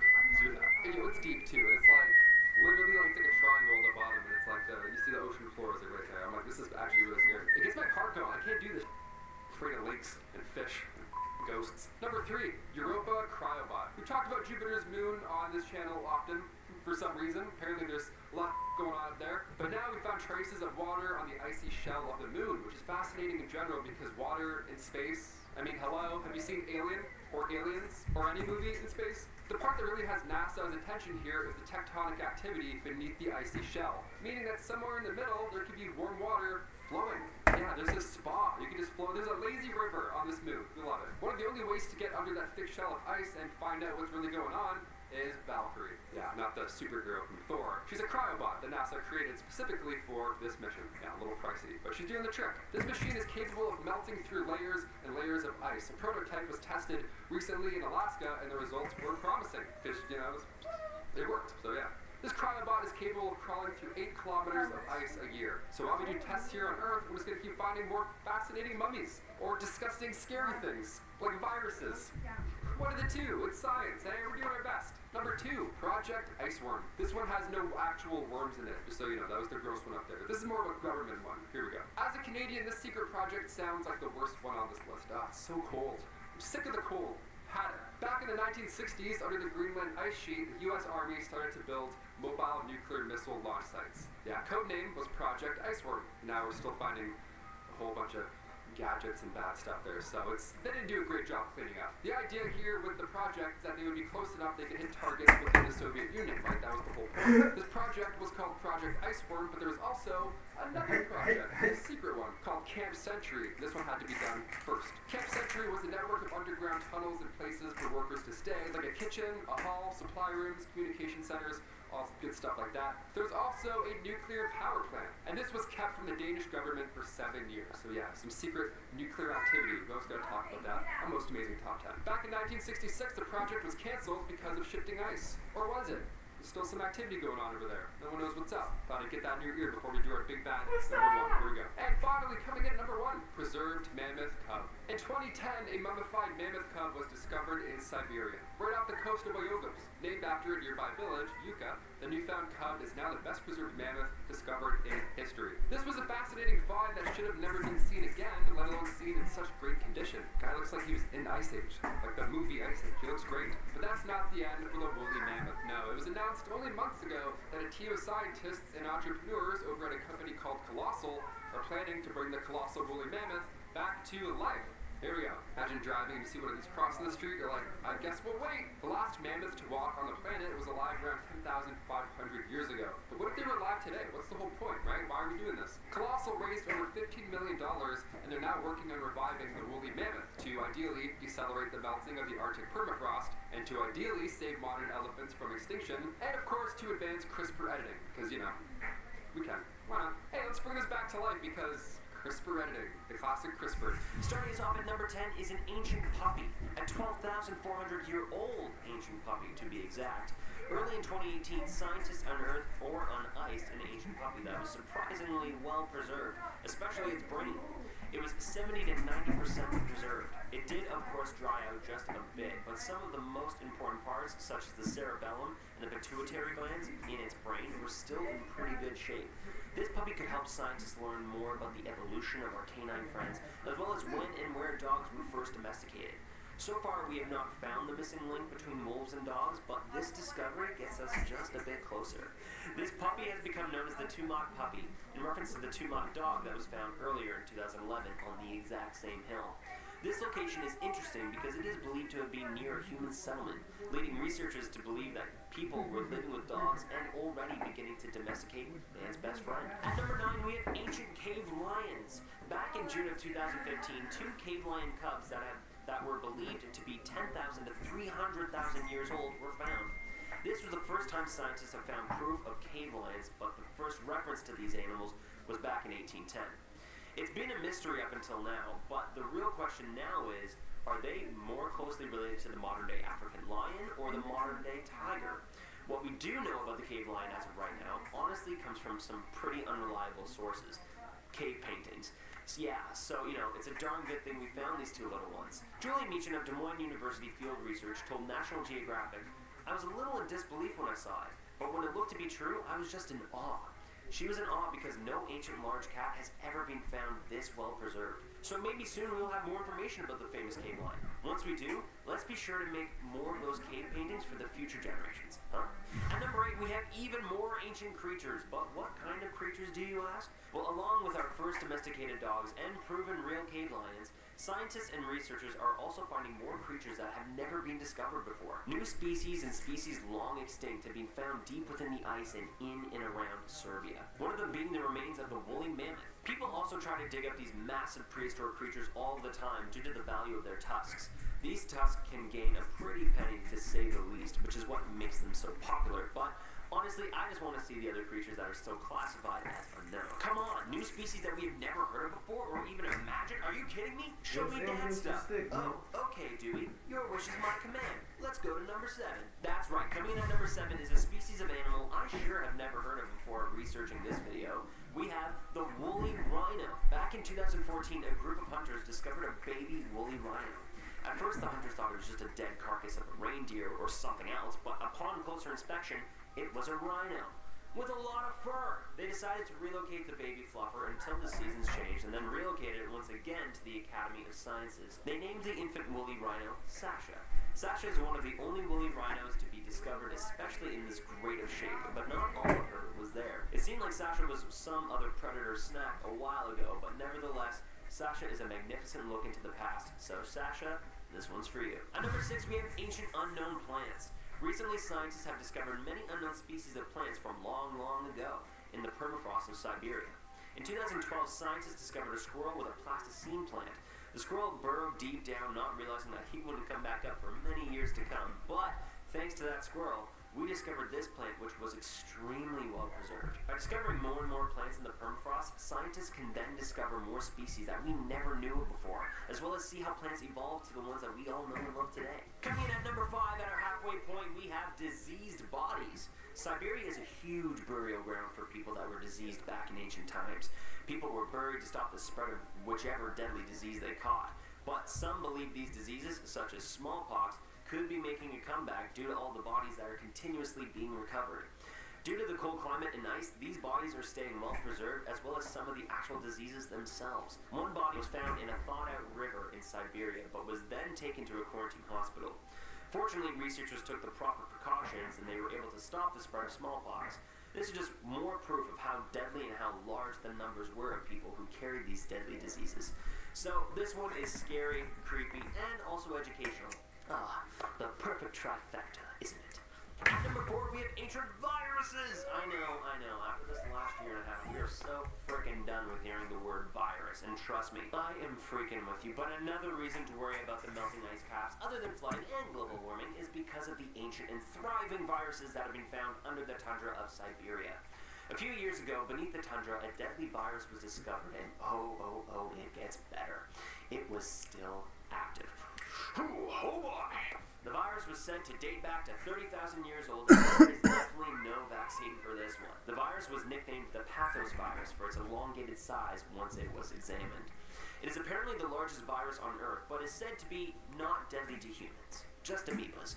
So this is a good sign, but who the hell knows what else could be lurking within the deep tundra and permafrost of Siberia? I, for one, am not sure I really want to find out. I brought diseases.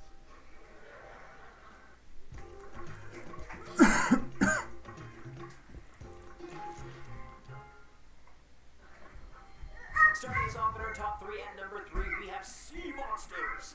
Lake Baikal is the world's oldest freshwater lake. It dates back to 25 million years ago and is home to over 3,700 different species of marine life. It measures 49 miles, which is almost 80 kilometers wide, 395 miles, which is 635 kilometers long. It also has a depth of 5,300 feet.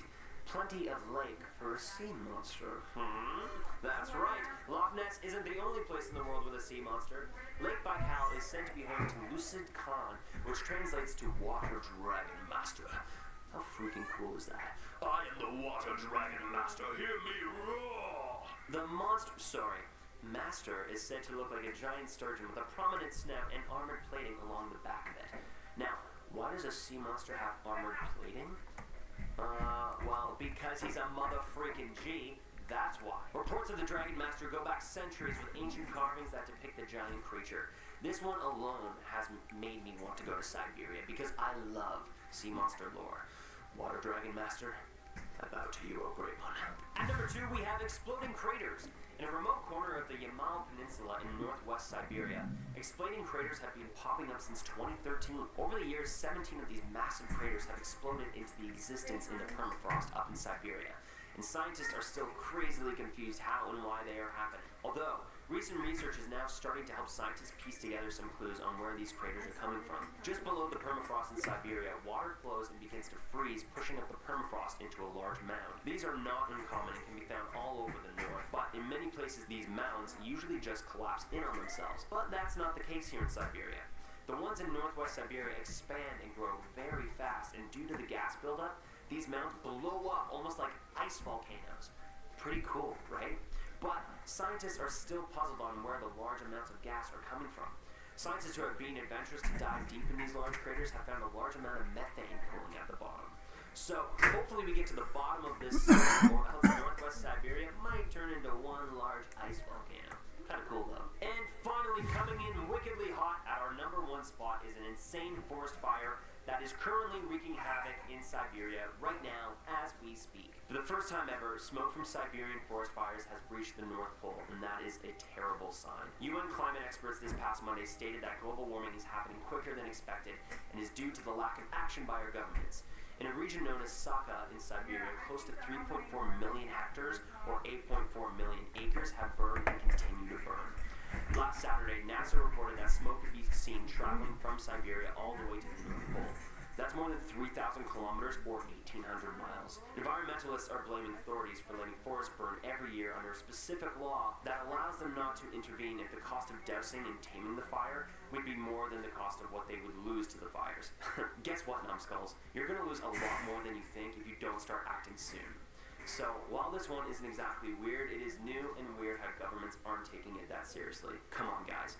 What good are you if you're not protecting the people? There, I said it. Starting off at our #10 spot, we have Mali virus. Back in 2015, French researchers discovered a gigantic virus that they found in a sample of Siberian permafrost. This spherical DNA virus wasn't just any old virus. No, this one was about 30,000 years old. For the virus to survive that long, frozen in ice, truly is remarkable and also absolutely terrifying. There is good news, however. It is said that although some refer to this virus as a behemoth, it is said that the new discovery only infects amoebas, which means that it is unlikely to ravage the planet anytime soon. At least we hope. In our #9 spot today, we have Lake Vostok. Many of us have heard of it like this. Have you heard of Lake Vostok? This lake is located in Antarctica, and it is so huge, it's one of the largest lakes in the entire world. The lake not only has a large surface area, but it's also quite deep, which only adds to the volume of the lake. It's like the lakiest lake out there, and here's the thing about it. It is covered by ice, and not just any ice, but the East Antarctic ice sheet, which is just the largest ice sheet in the world. This subglacial lake has ice so thick that we don't really know a lot about what lies beneath it, and the ice has been there for millions of years. But when the first samples of the actual lake water were taken, it became apparent that there may be species in the lake that we know absolutely nothing about. In our #8 spot today, we have the female mummy. Back in 2017, there was a mummy found in Siberia that absolutely rocked the scientific community. This discovery was so remarkable because deep within the permafrost, close to the Arctic Circle, they found the mummified remains of a woman who was roughly 900 years old. Said to have come from the medieval times, this marked the first woman to be discovered in that area, as previously it had been mostly men. It appears as though the mummification part was accidental, but it was quite a surprise to researchers who had thought that they wouldn't find a woman's remains in the area at all. It is said that all of the bodies found in this area belonged to a hunting and fishing civilization, and this discovery gave experts very valuable insight into their lives and the times in which they lived. In our #7 spot today, we have Mount Erebus. Mount Erebus is the highest active volcano in Antarctica, as well as the southernmost active volcano on Earth. Got a lot going on. The volcano has been active for 1.3 million years, and it features a lava lake in the inner summit crater that's been present since the early 1970s. You might be thinking, it's a volcano, which surely is like the opposite of ice, right? But as it turns out, this volcano is like the definition of fire and ice. Here you can be sure to find numerous ice fumaroles, which are ice towers that form around the gases that are released or that escape from the vents on the surface. This creates a perfect home, not for many, but for some persevering and adaptable bacteria and fungi. This gives scientists quite the opportunity to study these organisms that can live in this extreme environment that doesn't really provide a lot of resources. In our #6 spot today, we have the Iceman. The mummy of Otzi, who is also referred to as the Iceman, was found in 1991 in the Otzal Alps in Italy. It is believed that Otzi lived around 3000 BC, and his body became mummified and preserved because of the glacier that surrounded him post-mortem. While this is an incredibly interesting discovery, the finding of Otzi may have come in a package with an old curse just waiting to be released. Here's the thing, the people who helped with the discovery of Otzi are all dying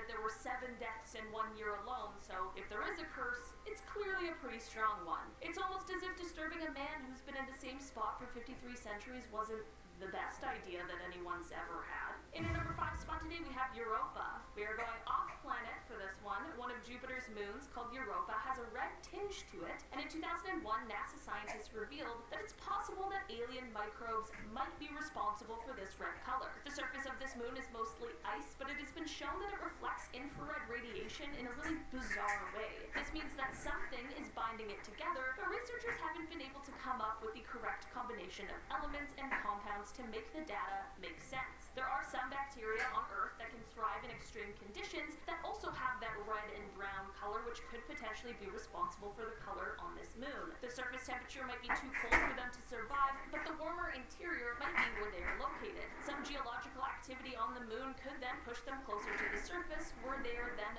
flash frozen in place. In our number 4 spot today, we have P38. In 2018, a team of researchers were using a drone with ground-penetrating radar technology when they found something that no one could have predicted. 300 feet deep in the Greenland ground, encased in ice, was a World War II plane.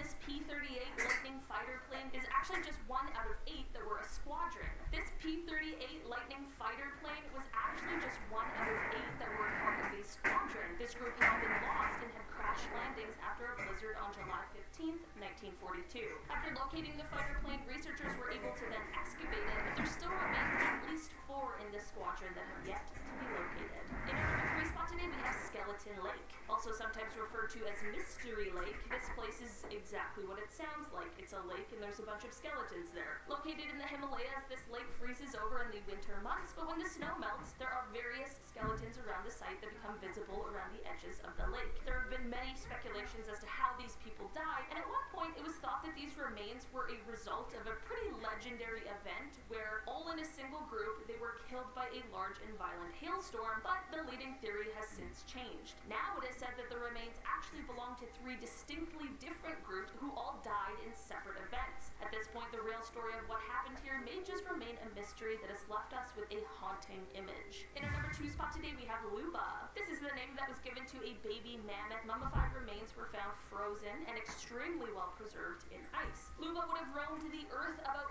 48,000 years ago, which is truly incredible to think about. These mammoth remains were found in 2007, but it was actually a complete accident. The remains were found by a hunter who was out on a frozen peninsula in Russia. But here's where the story takes a bit of a crazy turn. So the man who discovered these remains didn't want to touch her because of a cultural belief that touching a mammoth would cause a bad omen, so he traveled to a nearby town to consult a friend, and this is when they decided to contact the authorities. The authorities then flew up to the area to collect the remains, but when they arrived, she had disappeared. The person who found her knew that someone had likely taken her to try and turn a profit, so he began doing some investigations. Long story short, they found the remains outside of a local store, and this is when it was revealed to them that the guy who had found the remains initially, his cousin had stolen them and brought them here in exchange for 2 snowmobiles. In the end, there was unfortunately minor damage to the body that included dogs having chewed off her right ear, but still the find and discovery was still incredible, and she was transported to a museum where she continues to give people a look into a time on Earth long ago.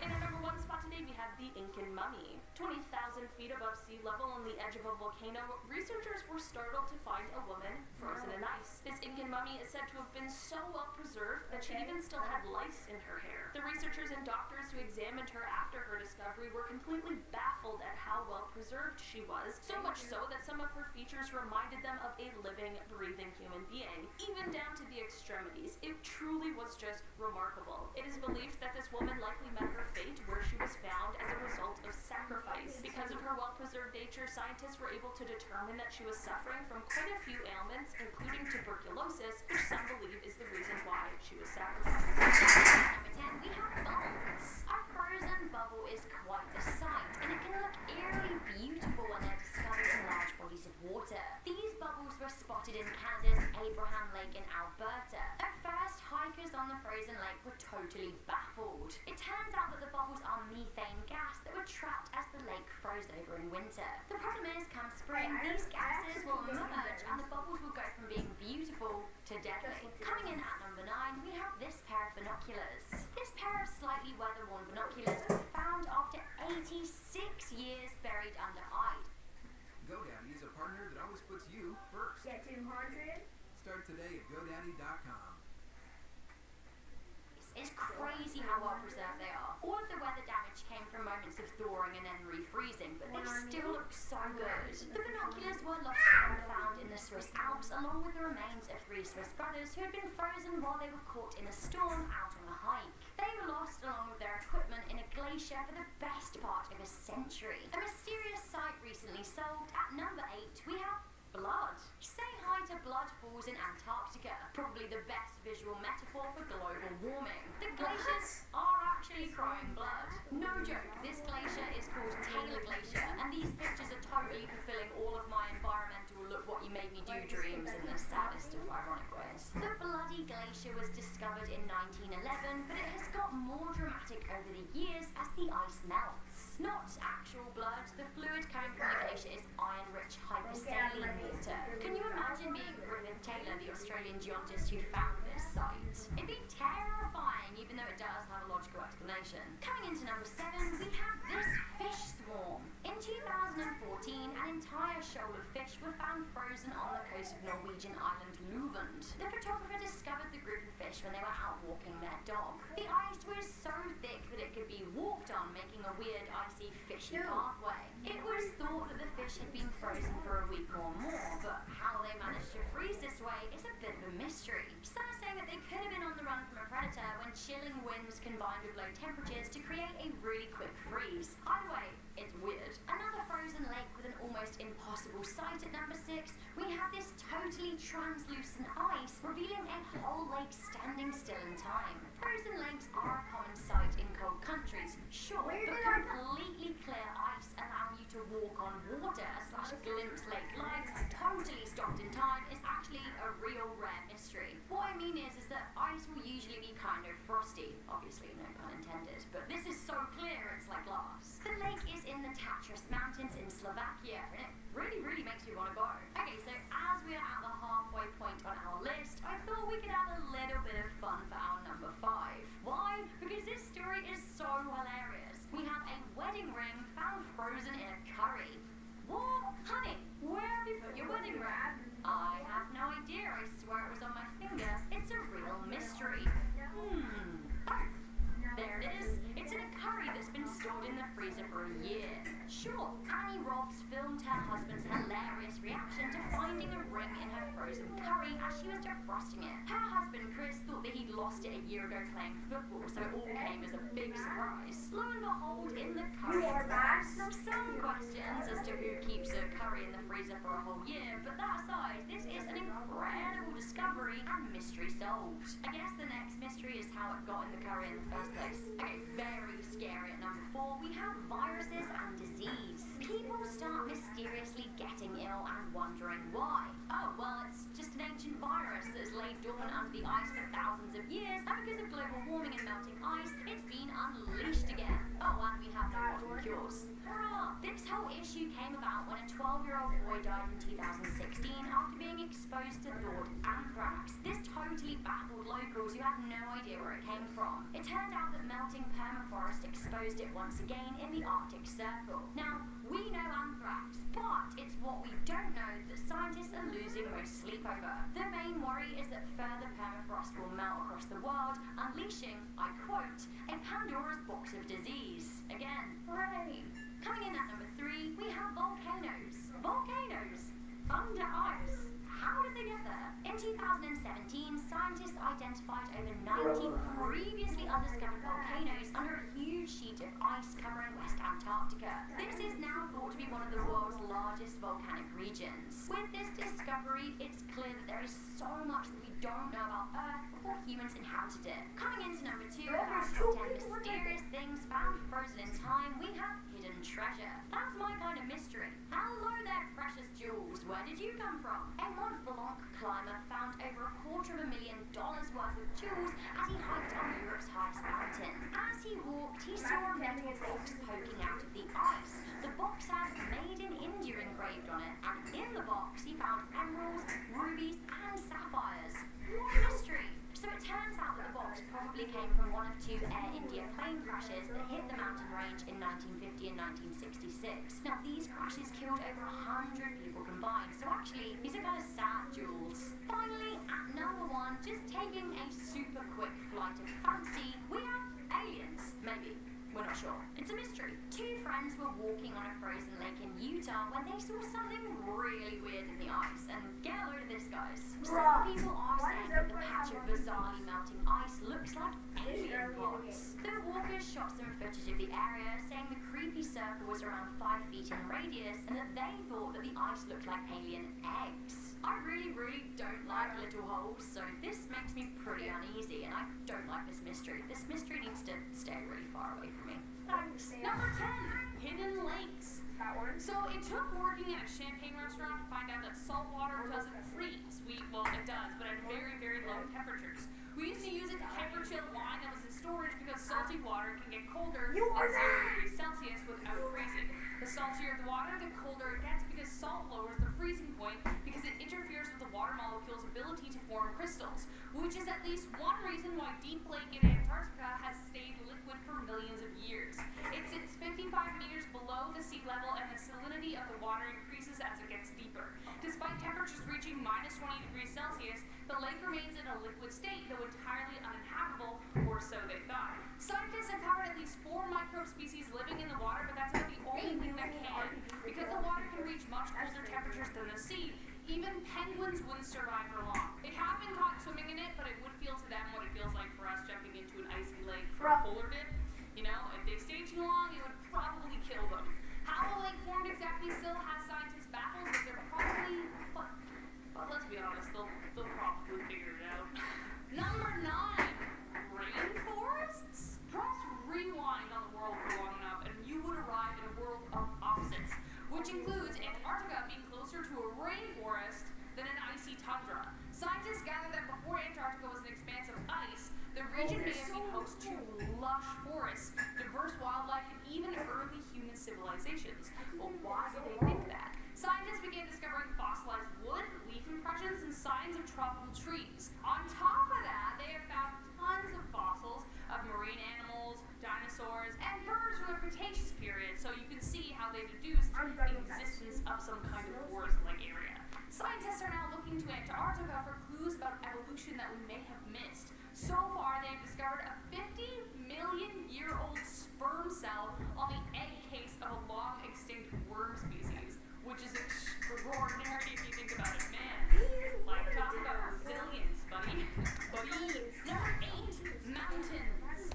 Imagine the ice melts away, and beneath those massive, vast sheets of ice is an entire mountain range. Well, guess what? You don't have to imagine it, it's real. Hiding out beneath a 2 to 4 kilometer thick sheet of ice are what's called the Gamburtsev Mountains. They stretch across 1,200 kilometers and rise about a third of the height of Mountain Everest. But how did an entire mountain range that high get covered in a sheet of ice? When Soviet geophysicist Grigory A. Gamburtsev made the discovery in 1958, he had the same question. Though he hasn't actually seen the mountains covered by ice, remember, but was able to figure out that they were there by measuring the abnormal gravity fluctuations in the area. They have since used radars to interpret the physical attributes of the mountains, but how did they end up that far beneath the ice? The mountains are around 1 billion years old, and scientists figure they should have eroded away by now. But the most popular theory as to why they are still there is that the erosion process just paused as soon as the ice sheet got large enough. To picture how immense this is, just imagine that the Rocky Mountains are covered by a sheet of ice. Astounding. Number 7, dangerous bacteria. Have you ever heard of Pandora's box? Are you serious? Well, it may surprise you to learn that Antarctica might very well just be that. Scientists have discovered microbes beneath Antarctic ice that could threaten life on planet Earth. Ice is an excellent preservation method, and the 420,000-year-old microbes may only need to melt in order to come back to life. Now, it is equally likely that these microbes could be entirely harmless, but there is a chance that they won't be. But the fact that it could be so dangerous is scientists keeping tabs on it as closely as possible. Still, it sounds like a Stephen King apocalyptic horror film waiting to happen, so who the heck knows? We didn't see the past 2 years happening, did we? Number 6, blood falls.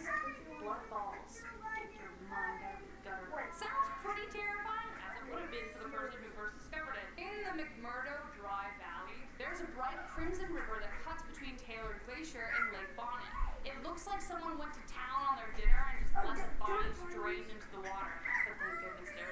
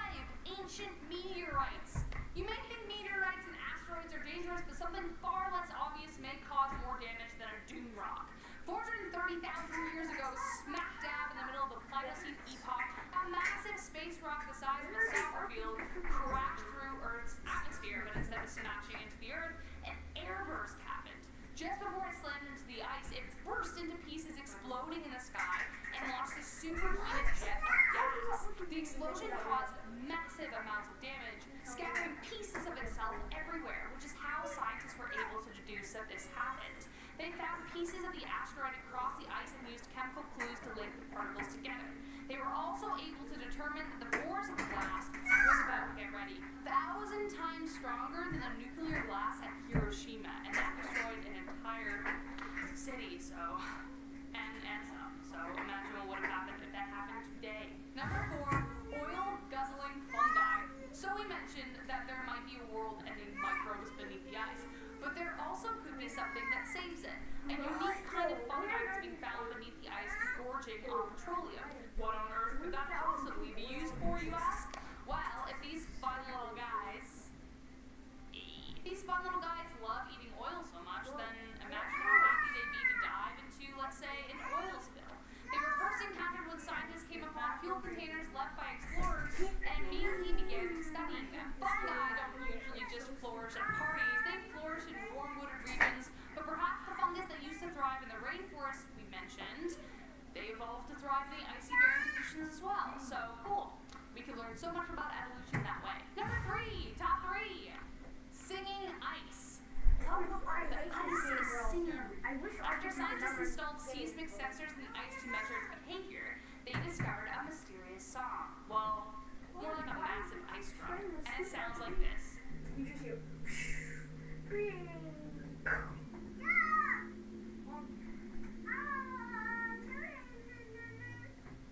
The pitch changes based on the weather, though you wouldn't be able to hear it should you just stand on it. It's not audible to the human ear.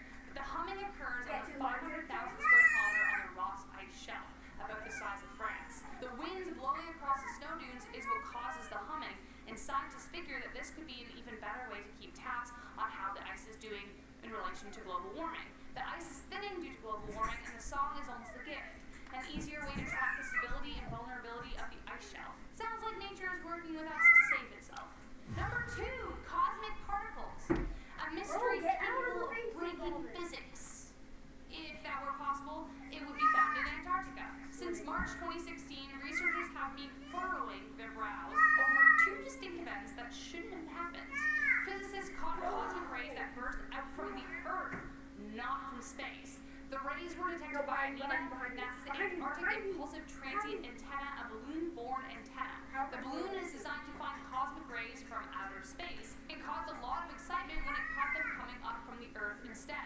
The discovery even implied theories that could support parallel universes. What boggles scientists about this discovery is that 2 particles seem to be cosmic rays that blast it through the planet and back out the other side.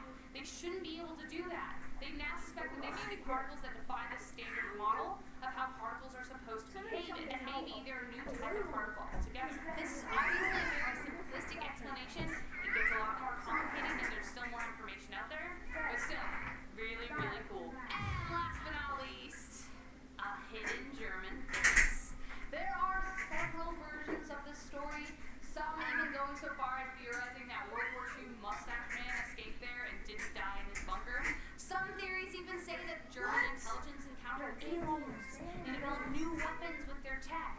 But the one truth is that there was indeed a secret World War II German base in Antarctica. Apparently there was an expedition to establish a base as a whaling station in order to increase Germany's production of fat, which could be used for soap and mayonnaise and butter.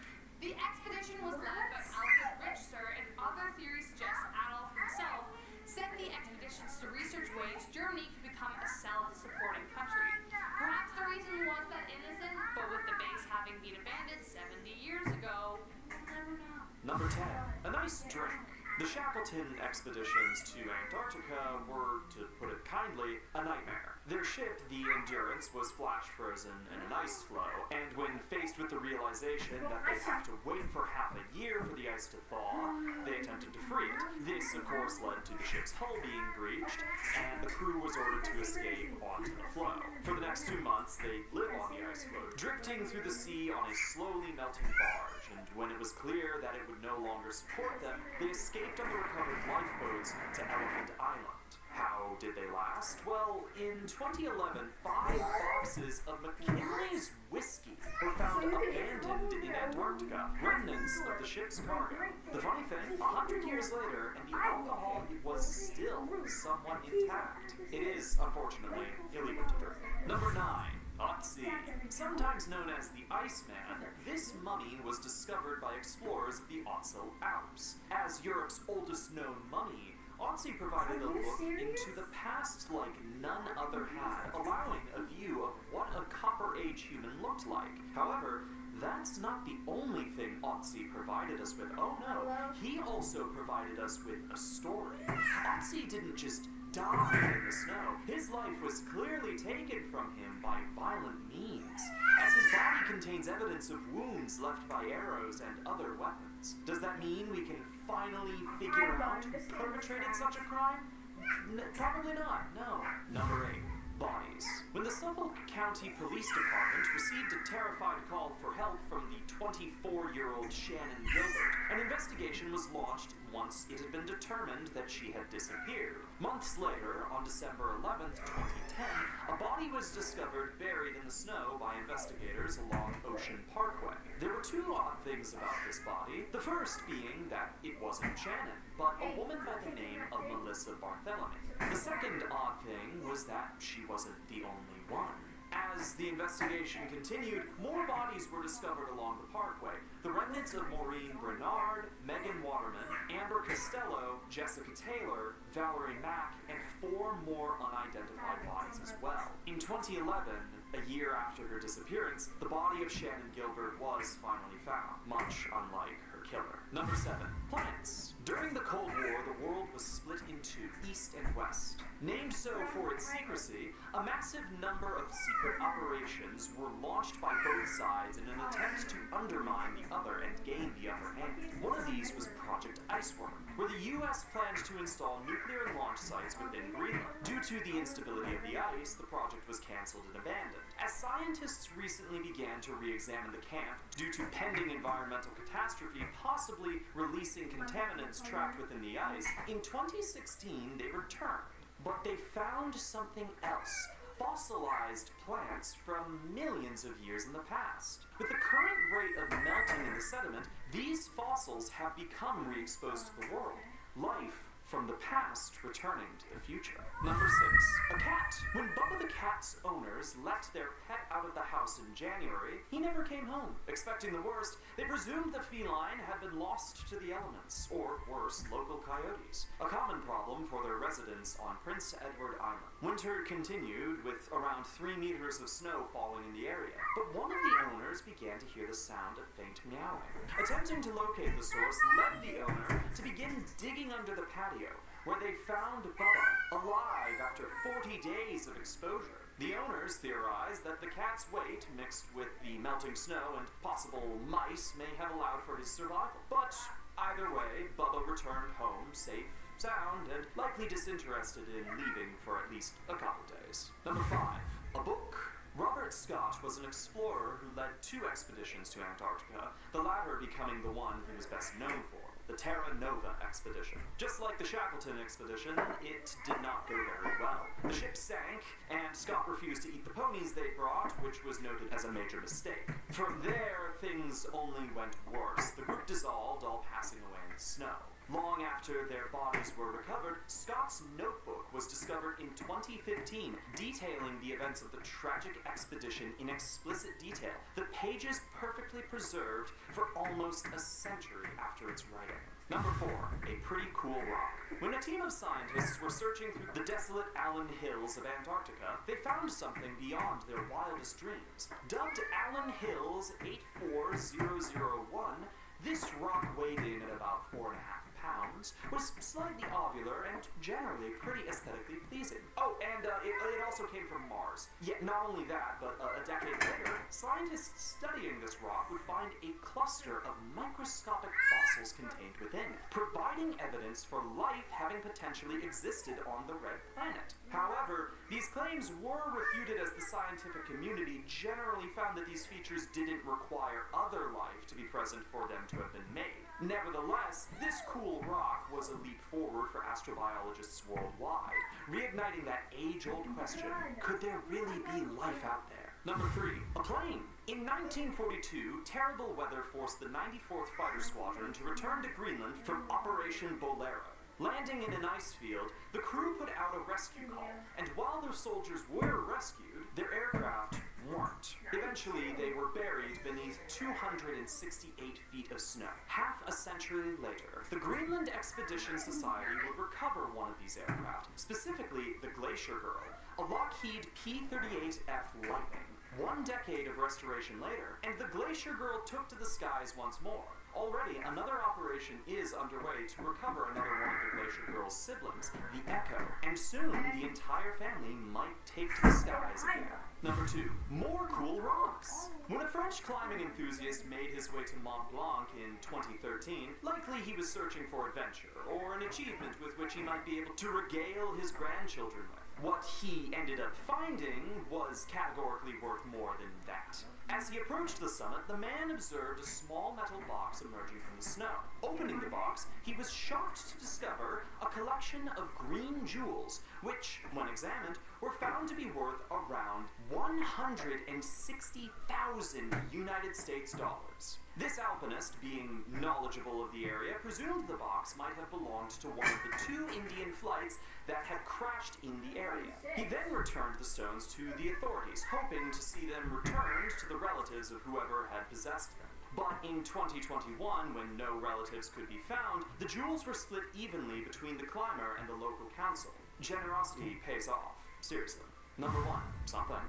Drilling for ice in the Antarctic is a brutal endeavor to undertake. It requires discipline, determination, and preparation beyond all measure. Spending 3 months in the frozen wasteland, geologist James Smith and his colleagues had spent all of their efforts to slowly break through the ice with high-tech equipment and precise measurements. Once they broke through the shelf, their next task was to collect sediment, which took hours for just 1 sample, but they kept coming back empty-handed. Reviewing the footage from the collection camera, Smith realized that they drilled into water, but when they kept going down, they found something else. Something that didn't make sense. Something alive. Sending the footage to his biologist colleague in Britain, they confirmed that they'd found something that had been alive in the ice for an impossible amount of time, with just barely enough of the conditions for it to survive in an ecosystem, somehow. The question of how they ate is still undetermined, as, again, they were buried underneath half a mile of ice. Though it's theorized that some currents might have pushed food their way.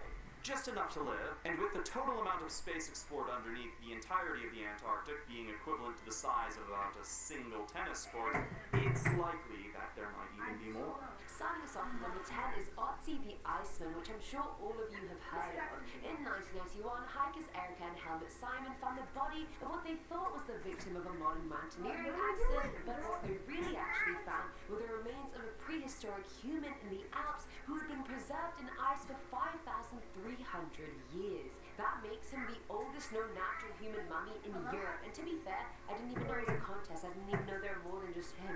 He seemed to have been murdered as he crossed the valley, since an arrowhead was found in his left shoulder, but cuts on his hand indicated he might have removed it. He also had cerebral trauma, so doctors theorize he must have died from blood loss and his injuries. He had 61 tattoos, advanced gum disease, gallstones, hardened arteries, and he also had parasite eggs in his intestines. So all in all, Otzi was struggling even when he was alive. What's interesting is that based off his stomach contents, his last meal was estimated to be the equivalent of modern-day prosciutto. Technology is so advanced, they even managed to study his vocal cords and come up with what they think his voice might have sounded like. And that was in 2016, 25 years after he was discovered. That's insane.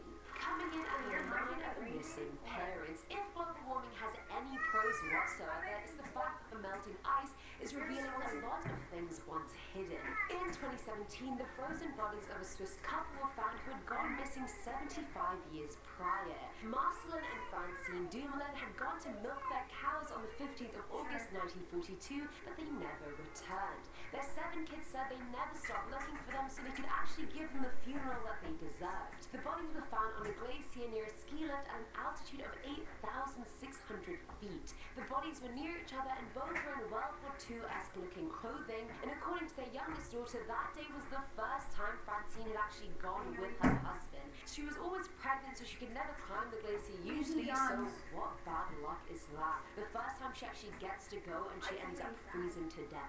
At number 8, we have the battlefield. May 23rd, 1915, Italy began a war with Austria-Hungary in order to annex certain regions that had mostly Italian residents. A lot of fighting took place at Cono di Cavento, which is 11,051 feet high. Both sides had to work, fight, survive, and win in those critical conditions. They built roads, tunnels, cableways, telephone lines, entire villages of shacks, you name it, they built it. The Austrian Corps of Engineers even built something called the Ice City, which was a bunch of complex tunnels, dorms, and storerooms dug out of the glacier.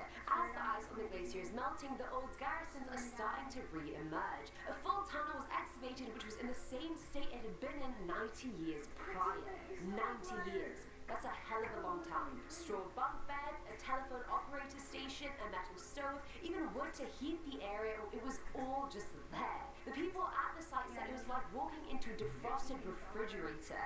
And they didn't just find war relics like bullets and helmets, they found food, bandages, a deck of cards, dirty laundry, the personal belongings of these men as well. Now it's open to the public and available for visiting, you know, who can make the climb up there.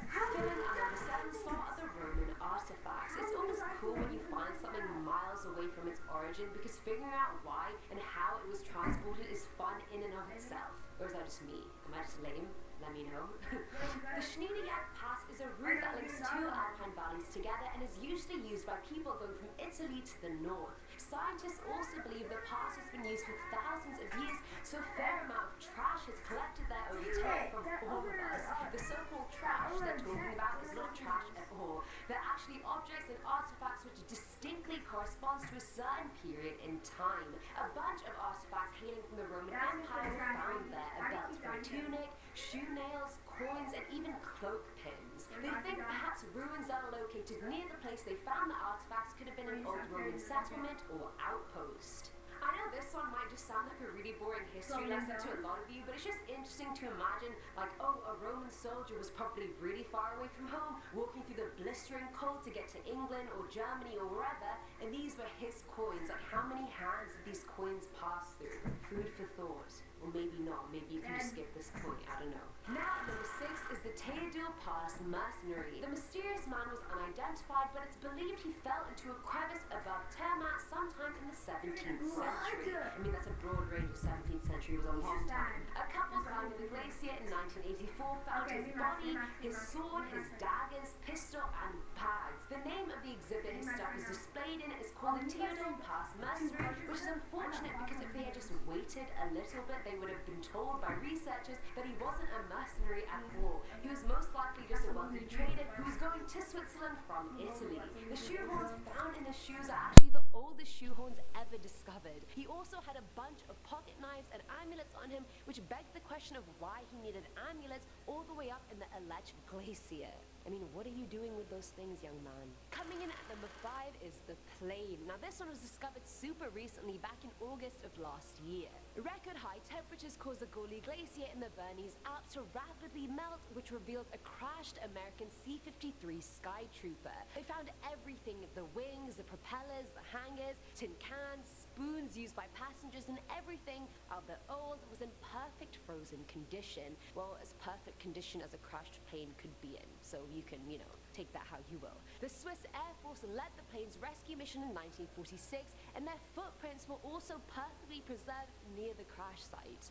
At number 4 is the hand. Rescue teams were called to the Zars Valley because 2 climbers coming down from a peak saw a hand and 2 shoes poking out from the Horlog Glacier. That's just the thing you want to see while you're on a romantic hike with your loved one, a frostbitten hand. When the rescue teams finally got there, they spent 2 hours freeing a mummified body with ice picks and their bare hands. The remains of the body were DNA matched to a German man who was born in 1943 and who disappeared after setting off on a hike in August 1987.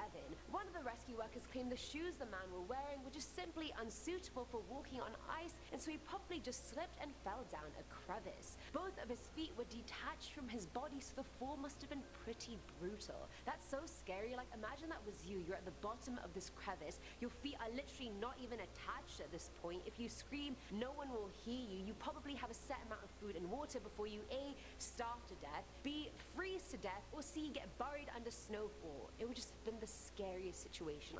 I'm not here for it. Filling our number 3 slot are the soldiers. We already know living in trenches during any war would have been hell for anyone living through it, but the Italian and Austro-Hungarian soldiers living in the Alps lived through a different kind of hell. They had to be in battlefields thousands of feet above sea level in minus 30-degree weather. People just hadn't fought on that scale or height before, and a lot of people had died, many of them just getting lost to the snow. It was even dubbed the White War. But in 2004, again thanks to global warming, their bodies have started reappearing. Firstly, Austro-Hungarian soldiers were found, and every year since then more and more have been found.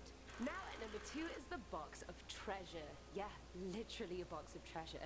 In 2013, an anonymous mountain climber was on Mont Blanc when he found a box in the ice. And mind you, the guy was a seasoned climber and he had found tons of items in the snow before, like plane parts, wheels, pieces of mineral, etc. But he really struck gold with this discovery. The box contained 100 jewels. I'm talking sapphires, rubies, emeralds, you name it. I mean, the value of everything in there was near $300,000, give or take. He literally could have made his life right there if he had just sold them, but he decided to be a good person and hand them over to the mayor of Chamonix. We now know the origin of the box was an Air India flight that crashed in the area back in 1966. The weather was horrible and all 117 passengers died, and absolutely nothing was ever recovered except bits of wreckage here and there. While looking for the rightful owners of the box, 2 families claimed it was theirs, but authorities just aren't making it easy for them to prove it. Locals believe the mayor and the climber actually have a deal that if the rightful owner isn't found within 2 years, they'll just split the jewels 50-50, which I really don't get. If the climber was interested in 50% of it, he may have just kept the whole thing and not have told anyone about it. And finally, at number 1 is the Manitoba hiker. Now, Jeff Wright was a teacher from Manitoba who went on a 5-kilometer hike in the German Alps back in August of 2018, but never returned home. After not hearing from him, his sister Amanda got worried, and his mother, best friend, and 400 other volunteers went to search for him. They ended up finding his body frozen over at the base of the Broneck Mountain. It seemed like he had just fallen about 60 meters down and that there was no evidence of foul play on his body. Rich Manfield, a fellow rock climber who had been helping with the search, posted on YouTube saying how the area Jeff was climbing may have been smaller peak-wise compared to other places, hence it was really underestimated, but it's actually a really tough climb. As an experienced climber himself, he said the ridgeline is very precarious and it just takes one slip. If you can't recover from that one slip, you're basically done for. His body was found in a thick brush 3 kilometers away from the last location he posted on social media from. Well, at least social media is good for one thing in that regard. Starting off number 10 now, we have Blood Falls. In 1911, scientists noticed something pretty horrifying around cliffs in Antarctica. It looked like some of them were oozing blood. It shocked the world. What could possibly be producing these rivers of blood? Was there something hidden within the ice that we didn't know about? Something that could only exist in these hostile alien conditions of Antarctica? At the time, scientists believed it was being caused by algae discoloring the water. The hypothesis was never verified though. In 2017, the mystery was finally solved thanks to research by the University of Alaska Fairbanks. The deep red coloring is due to oxidized iron in brine salt water. It's essentially the same process that makes iron go dark red when it rusts. When the iron-rich salt water comes into contact with the oxygen on the surface, the iron oxidizes, and this colors the water and ice red. I think we can all breathe a sigh of relief now that there isn't some hellish blood monster living under the Antarctic ice. Next up at number 9 now, we have the abandoned huts. On November 1st, 1911, British explorer Robert Falcon Scott departed from Cape Evans on his Terra Nova expedition, trying to become the first human to reach the South Pole. They made it to the South Pole, but sadly they found they had been beaten to it by a group of Norwegians led by Amundsen. The team faced unusually bad weather on their return journey and tragically died before they could even reach their hut with all of their supplies. The hut was used by another team in 1917, but after that it was abandoned. For years it was slowly covered in ice and snow until 1956 when a US expeditionary party dug it out. It was found to be in a remarkably well-preserved state. The beds were as they left them, so too were their scientific instruments. Canned food still sits on the shelves. A London newspaper from that time is on one of the desks. The frozen and dry environment of Antarctica have preserved a lot of things, but decay does still occur there. Visitors to the Discovery Hut discovered the now century-old seal meat as smelling quite rancid, and some people thought that the huts themselves are now affected by fungal decay. Moving on to number 8 now, we have bacteria. In 2008, scientists managed to revive bacterium extracted from Antarctic ice that was 8 million years old. You heard me right, 8 million years. Right away, many people became concerned. Was this a danger? It sounded a bit like the start of a Hollywood movie where the bacteria goes on to wipe out the whole of humanity. The scientists assured the public, though, that there was nothing to worry about and that the bacteria was unlikely to cause human diseases. You'll note that they said unlikely, though. It's not definitely impossible. This bacteria is so old that when it came into existence 8 million years ago, the common ancestor of humans and chimpanzees was alive on the planet.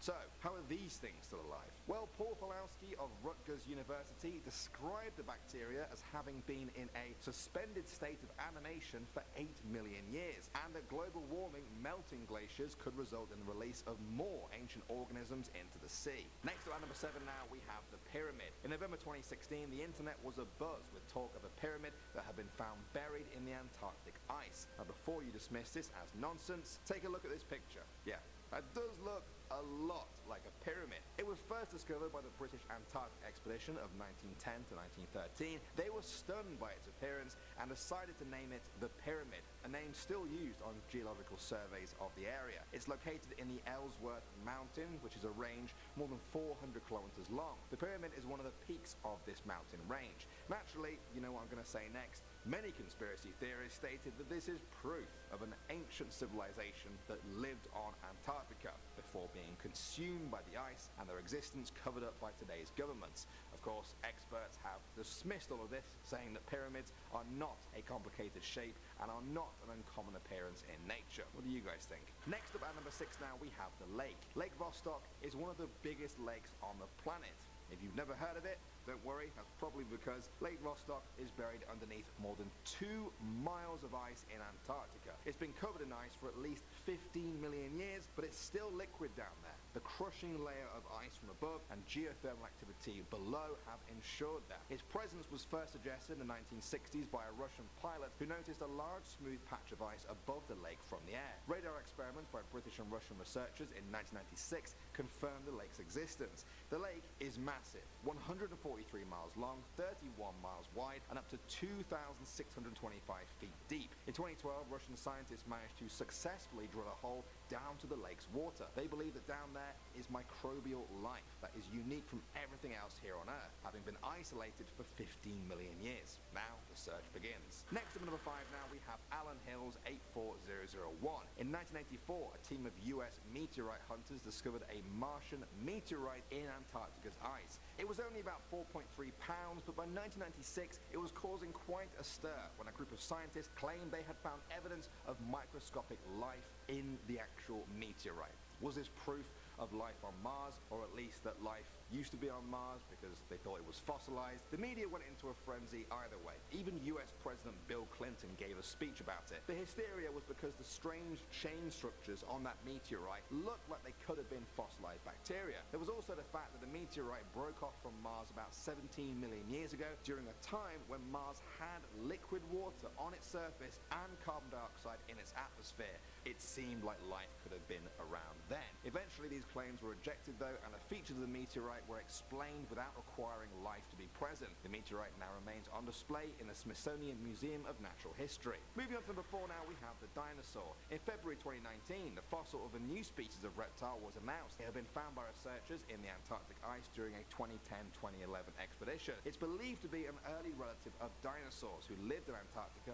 millions of years before the continent drifted to its position over the South Pole and became uninhabitable for most complex life forms. Around 250 million years ago, Antarctica was covered in lush forests and rivers with many species of wildlife living there, including reptiles. The temperature is thought to have almost never dropped below freezing point. The scientists named the iguana-sized reptile Antarctanax shackletoni. Antarctanax translates to Antarctic King, and Shackletoni is in honor of the Antarctic explorer Ernest Shackleton. Moving on to number 3 now, we have patchy mass. In June 2018, YouTube user Wow4Real made a video showing his discovery of a 14-mile structure buried in Antarctica. He made the discovery using Google Maps and described it as a patchy mass that you could easily see from outer space. He said he'd used Google Maps to search the entire continent before and had never found anything like this. He even pointed pointed out that there were strange brush strokes over the mask, which made him think someone was trying to cover this up. It didn't take long before people started speculating about what was going on here. The YouTuber himself put forward the idea that if the brush effect was removed, perhaps we'd see some sort of giant UFO mothership buried in ice. In all probability,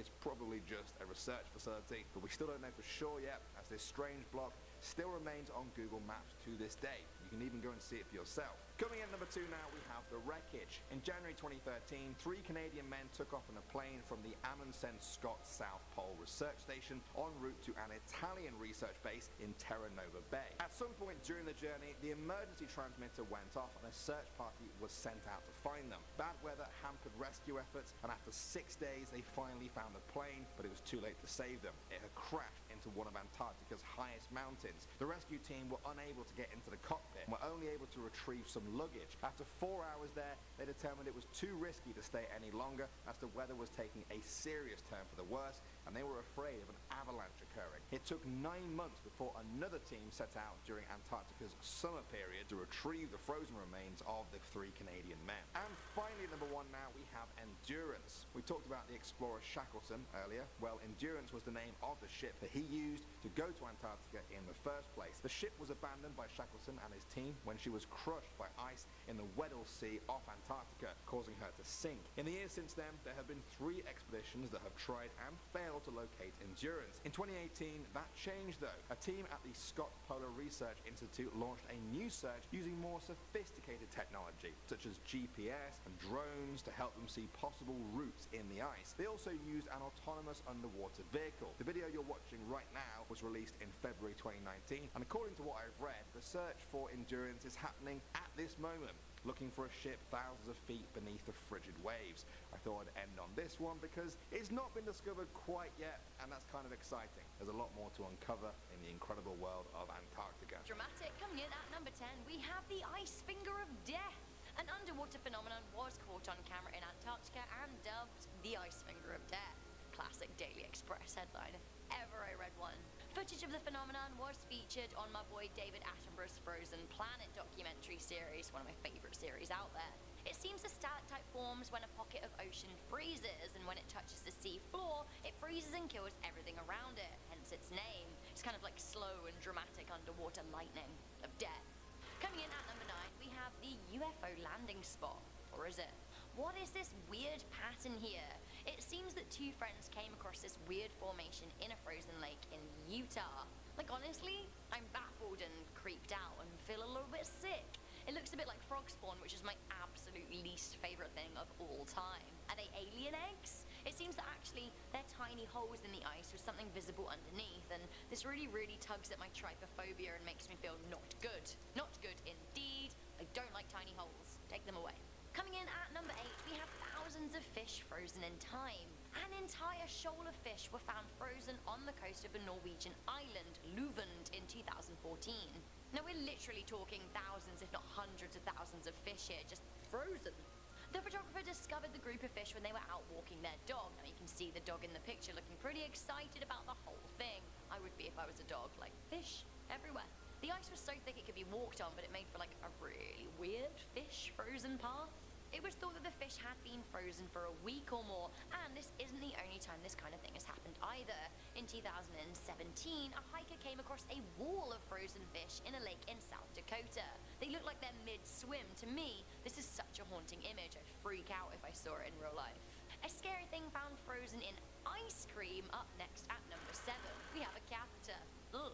I love ice cream, but this really puts a spanner or a catheter in the works. How honestly grim.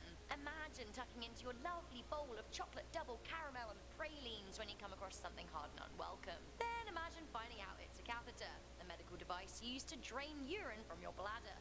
Ugh. In 2017, a family from the Three Rivers area of Quebec found a catheter in their container of Cook ice cream. Luckily, they were not on the receiving end of any infections. They sought medical advice and they were okay.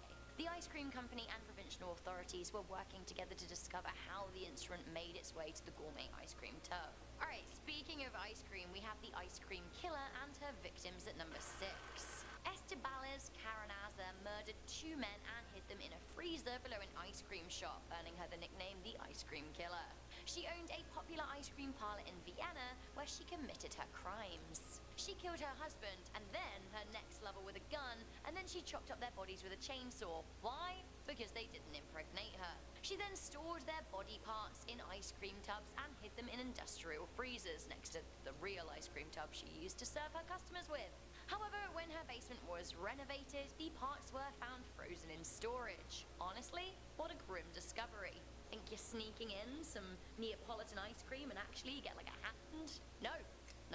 Coming into number 5, we have Skeleton Lake. The mystery of Skeleton Lake has yet to be resolved. Up in the Himalayas in northern India, there is a lake that is frozen for most of the year round, but in the summer months, it starts to thaw. The lake got its name when a ranger was in the area and noticed piles of bones protruding from the melting ice. On further investigation, there were hundreds of bones. A team came to investigate the bodies and discovered over 300 of them. They all died due to blunt force trauma to the head and dated back to 850 AD. It's possible that they might have been sacrificed in some way. Coming into number 4, we have Otzi the Iceman. In September 1991, 2 German tourists were hiking in the Ötztal Alps near the Austrian and Italian border. As they were walking on a glacier, they found a body partially sticking out of the ice. Helmut and Erika Simon thought the body was of a more recently deceased hiker, but when authorities came to extract the body, they discovered it was actually 5,300 years old. It's definitely scary to find a corpse, but how fascinating that they found one of the oldest known bodies to date. Incredibly, scientists were able to discover that he was around 45 years old and had died from an arrow to the shoulder, leading him to bleed to death. They were also able to determine it was spring when he died. They'd eaten chamois and deer meat with herb bread and fruits just 2 hours before his death. Something else unearthed with Otzi, something silent and unseen, but seemingly very deadly. At number 3, we have Otzi's curse. It seems that after Otzi was pulled from the ice, 7 people closely associated with his discovery and retrieval died untimely deaths. Helmut Simon, who discovered the body, went missing 13 years after the mummy's discovery in the very same mountain range. After 8 days, his body was found. He had actually fallen 300 feet to his death. One of the team members who found Simon's body also died just hours after his funeral. Now the list goes on. In 1992, Rainier Hen, who placed Otzi's remains in a body bag, died in a car crash on the way to giving a speech about the Iceman. In 1993, Kurt Fritz, who helped transport the remains, died in an avalanche. Rainer Holtz, a man who made a film about the Iceman, died shortly after making it from a brain tumor. Tom Loy, a researcher who worked on Otzi's clothing, died of a blood disease. And Conrad Spindler, a leading expert on the Iceman, died after joking about the curse. He said, "I think it's a load of rubbish. It's all media hype. The next thing you'll be saying is, I'll be next." And he was. Coming in at number 2, we have zombie diseases. Coughs and sneezes spread diseases. That's what my nana used to say. I think we'll all start saying diseases under ice will no longer play nice. Why? Well, as global warming melts previously impenetrable ice, ancient viruses that have laid dormant thousands and thousands of years with no modern cures are being unearthed. In 2016, a 12-year-old boy died and thousands of reindeers were culled after being exposed to thawed anthrax. Honestly, locals were baffled. They had no idea where it came from. But then they realized it was the melting permafrost, exposing them to nasties. Now, this can happen across the world, and scientists are calling them zombie diseases because, they're back from the dead. While anthrax was an issue, it wasn't the worst thing to come about, as we know what it is and we know how to treat it. But scientists are more worried about the Pandora's box of disease still to come as the ice continues to melt. This makes my heart so sad. At number 1, we have the victims of Rainbow Valley. This is actually really awful, so brace yourself. Mount Everest is the tallest mountain in the world. Since Edmund Hillary became the first human to summit in 1953, 4,000 people have followed, but a lot of people simply don't make it back down. It is thought that 300 people have died trying to summit the mountain. Because of the treacherous conditions, it's often too risky to rescue their bodies, and most have simply been left where they are. Some have even become landmarks, like Green Boots. He was originally Teswang Paljor, an Indian climber who died in 1996. The ascent to the top of Everest is often called Rainbow Valley or Rainbow Ridge. It's in the death zone. Now, it's given that name because of the visible, brightly colored clothing of the dead. How awful. They're just there, laying frozen in the ice like probably forever. Coming up at our number 10 spot, we have a throwing spear. A throwing spear that was approximately crafted over 10,300 years ago was discovered by Dr. Craig Lee from Montana State University in 2007. It was discovered in northern Wyoming. 10,300 years ago. Holy moly. Just saying that is so trippy and hard to wrap my brain around the idea of people existing at that point. But in any case, this spear at first glance appeared just like a stick. But then after closer inspection, he discovered that it was a dart from a throwing spear. At this point, it is the oldest frozen artifact found yet. It's been a source of inspiration for others to continue the hunt for artifacts that are being revealed as a result of melting ice patches, and it certainly has created a sense of urgency for people to get hunting for these unbelievable items. In our number 9 spot, we have the Yukon treasures. A size 4 moccasin shoe from 1400 years ago was found melting in the Yukon, and my inner shopaholic is super excited about it. So of course I had to include it on this list. Along with this shoe, 2 other items were found. A barbed antler projectile point from about 1200 years ago, and throwing darts from 9,000 years ago. Apparently they were found by a husband and wife in 1997 who were hunting Dall sheep in the Yukon mountains when they smelled something extremely strange. It was dung, yes, poop, from a caribou. But the thing is, caribou hadn't been in this area for many, many years, so they decided to inspect it. Naturally? I wouldn't. Anyways, I guess they discovered that the poop was from thousands of years ago that had frozen into ice, and close behind it were these artifacts that had melted along with it. Pretty wild. In our number 8 spot, we have animal hair rope. While out exploring the mountaintops of Western Mongolia, archaeologist and researcher Isaac Hart of the University of Utah discovered something quite interesting that he felt would truly help with discovering more about the Mongolia people in ancient times. They discovered a finely woven piece of animal hair rope. This rope was first thought to have been dropped in the ice recently. However, after scientists performed some radiocarbon tests on it to see how old it was proven to be more than 1,500 years old. Wow, that's some old rope. In our number 7 spot, we have horn curls. On this same trip, looking for more artifacts, Isaac Hart found some Argali sheep skulls and horn curls from 1,500 years ago, which were stacked in a pile by ancient hunters. And this finding completely discounted some old assumptions about the Mongolian people in the past. They were long thought to be herding societies, but these findings showed that perhaps they were big hunters on mountain ice. Wow, sometimes just talking about this just makes me feel super grateful to be alive today. Although we are all wimps now, just going outside when it's cold, you know, I'm already looking for the outdoor heater. Where's the outdoor heater? What are we in ancient times? In our number 6 spot, we have Iron Age tunic. Apparently, as Norway's glaciers begin to melt, archaeologists are beginning to uncover a ridiculous amount of ancient treasures, and some say it is about 2,000 plus items to date. One of the most notable items, in my opinion, is some recovered clothing that was found. Honestly, not one item is better than the other. They all tell a story from the past and help us better understand how mountain populations lived. But still, I think it is so cool to see that they found some clothing that's approximately from 300 AD.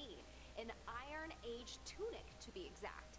That's not that old, though, compared to some of the other items that were found on this dig that were approximately 4,000 years old. But still, pretty cool. And one of the older items that was found is in our number 5 spot today, which is the walking stick.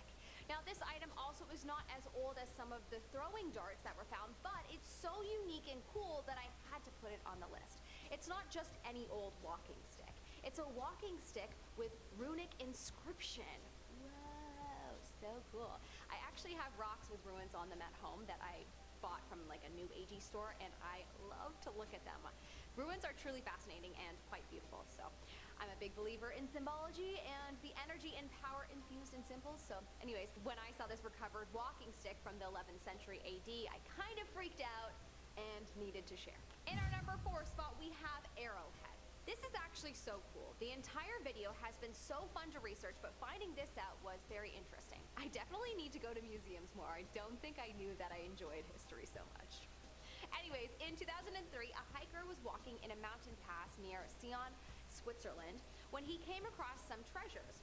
Not gold, sadly, but what he found were items that are arguably way cooler from a Stone Age hunter from over 3,000 years ago. They were fragments of a bow, an arrow case, arrowheads, and leg coverings, all believed to be revealed due to the ice in the glaciers melting due to the rapidly changing climate. Pretty crazy. Imagine just going for a hike and discovering some ancient artifacts. I bet you there will never be a more interesting moment in your life. Although, fine, the birth of your future child could be fairly special too. In our number 3 spot, we have the Viking whisks. Technically not considered ancient artifacts, but I thought this was cool and it needed an honorable mention.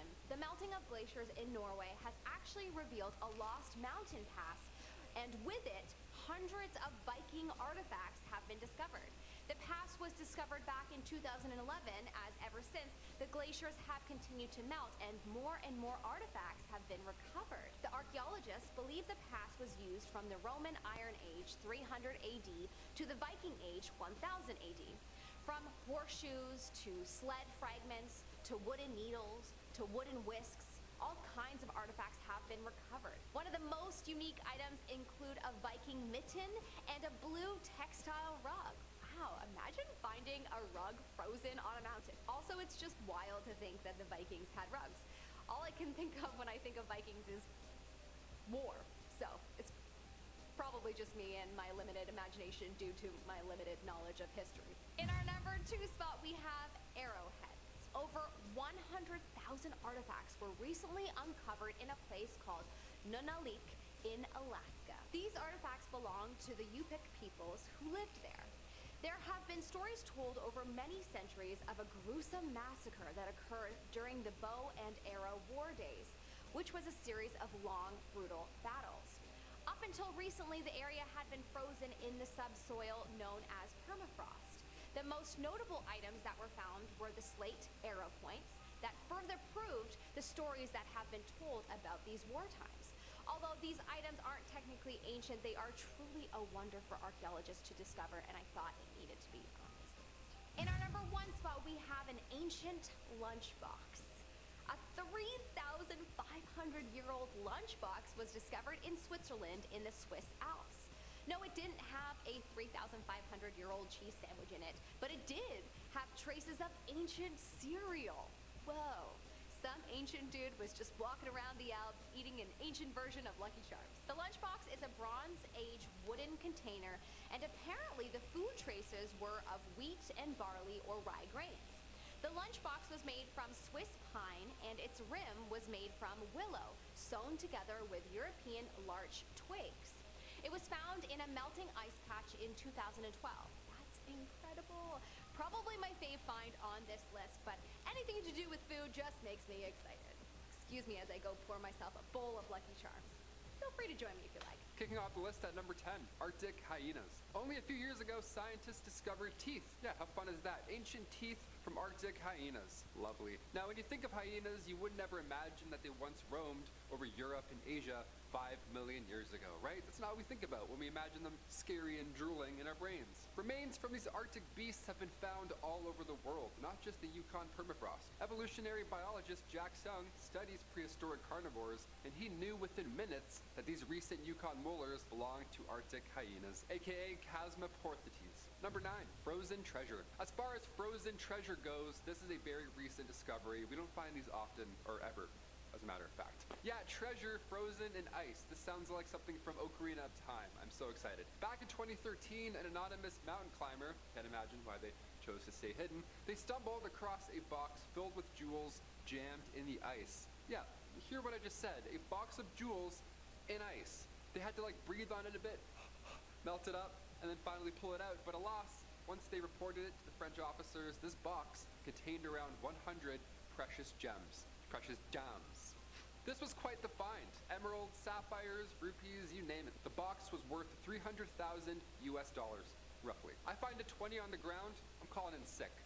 game over. Where did this treasure come from? Well, since it was discovered on Mont Blanc, officials were able to trace the lost gems back to an Air India flight that crashed on the mountain back in 1966. The lives of 117 passengers were sadly lost, and because of the conditions, it's been next to impossible to recover anything from the mountain, especially that long ago, right? Somehow these family gems were able to see the light again, and yes, before you even ask, the owner did return the gems. Only the thing is, 2 families claim the goods, so someone's not telling their truth, my friend.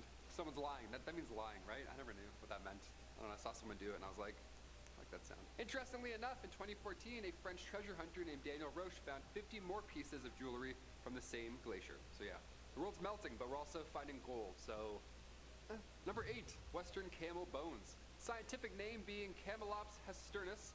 It's a Harry Potter spell. Turns into a camel. Camelops hesternus. Meaning yesterday's camel in Latin. These bones first appeared in 2008 when gold miners were working in Hunter Creek, just 60 miles away from the Alaskan border, when they suddenly stumbled across these massive bones. The last time these bones were operating, I guess attached to some meat, was 75 to 125,000 years ago. The remains were in such great condition because of the awful surrounding conditions, right? It was so cold that scientists could still extract DNA, and that DNA told us that 10 million years ago, roughly, Western camels split from modern day camels. They were like, hey, it's not working out. You got the 2-hump thing, I got the 1-hump. It's cold, you're hot, I don't know. I never called the imaginary camel hot, but here we are. That thumbs up for hot camels. Number 7, blood red waterfalls. I'm sure you've seen this at some point, and so I have to of course mention in a part 2. If I came across this in the wild, I would be quite alarmed. I would ask some questions as well. On the southern side of our planet, there's a waterfall in Antarctica that is blood red. The edge of Taylor Glacier houses this one-of-a-kind waterfall. It pours right into Lake Bonny. Now, millions of years ago, when sea levels rose up, glaciers formed at the top of said lake. So this melting water that's slowly leaking out from, a quarter-mile deep, this water is 3 times saltier and apparently 3 times scarier. When the iron-rich water reaches the air, it looks bloody. Therefore scary.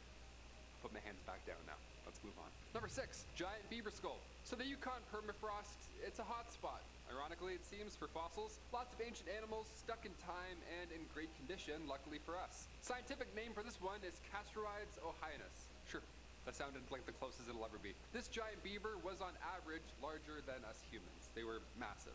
As Jurassic Park as this thing looks, it only ate pondweeds, which is pretty hilarious. You would think otherwise looking at it, right? One of the largest rodents in history, and they were probably just really cute, and they ate little plants. 50,000 years ago, they didn't chomp on trees, just weeds. Nice, we like that. Go eat all the weeds. I hate when they touch my feet when I'm swimming in lakes. Like others on this list, they eventually moved north. They followed the ideal conditions to survive in, and that led them ultimately to their icy grave that is now the Yukon permafrost, where we go, wow, more teeth. Number 5, Antarctica Pyramid. Over on our History channel, Bumblebee, I talk about the pyramids of Egypt a lot.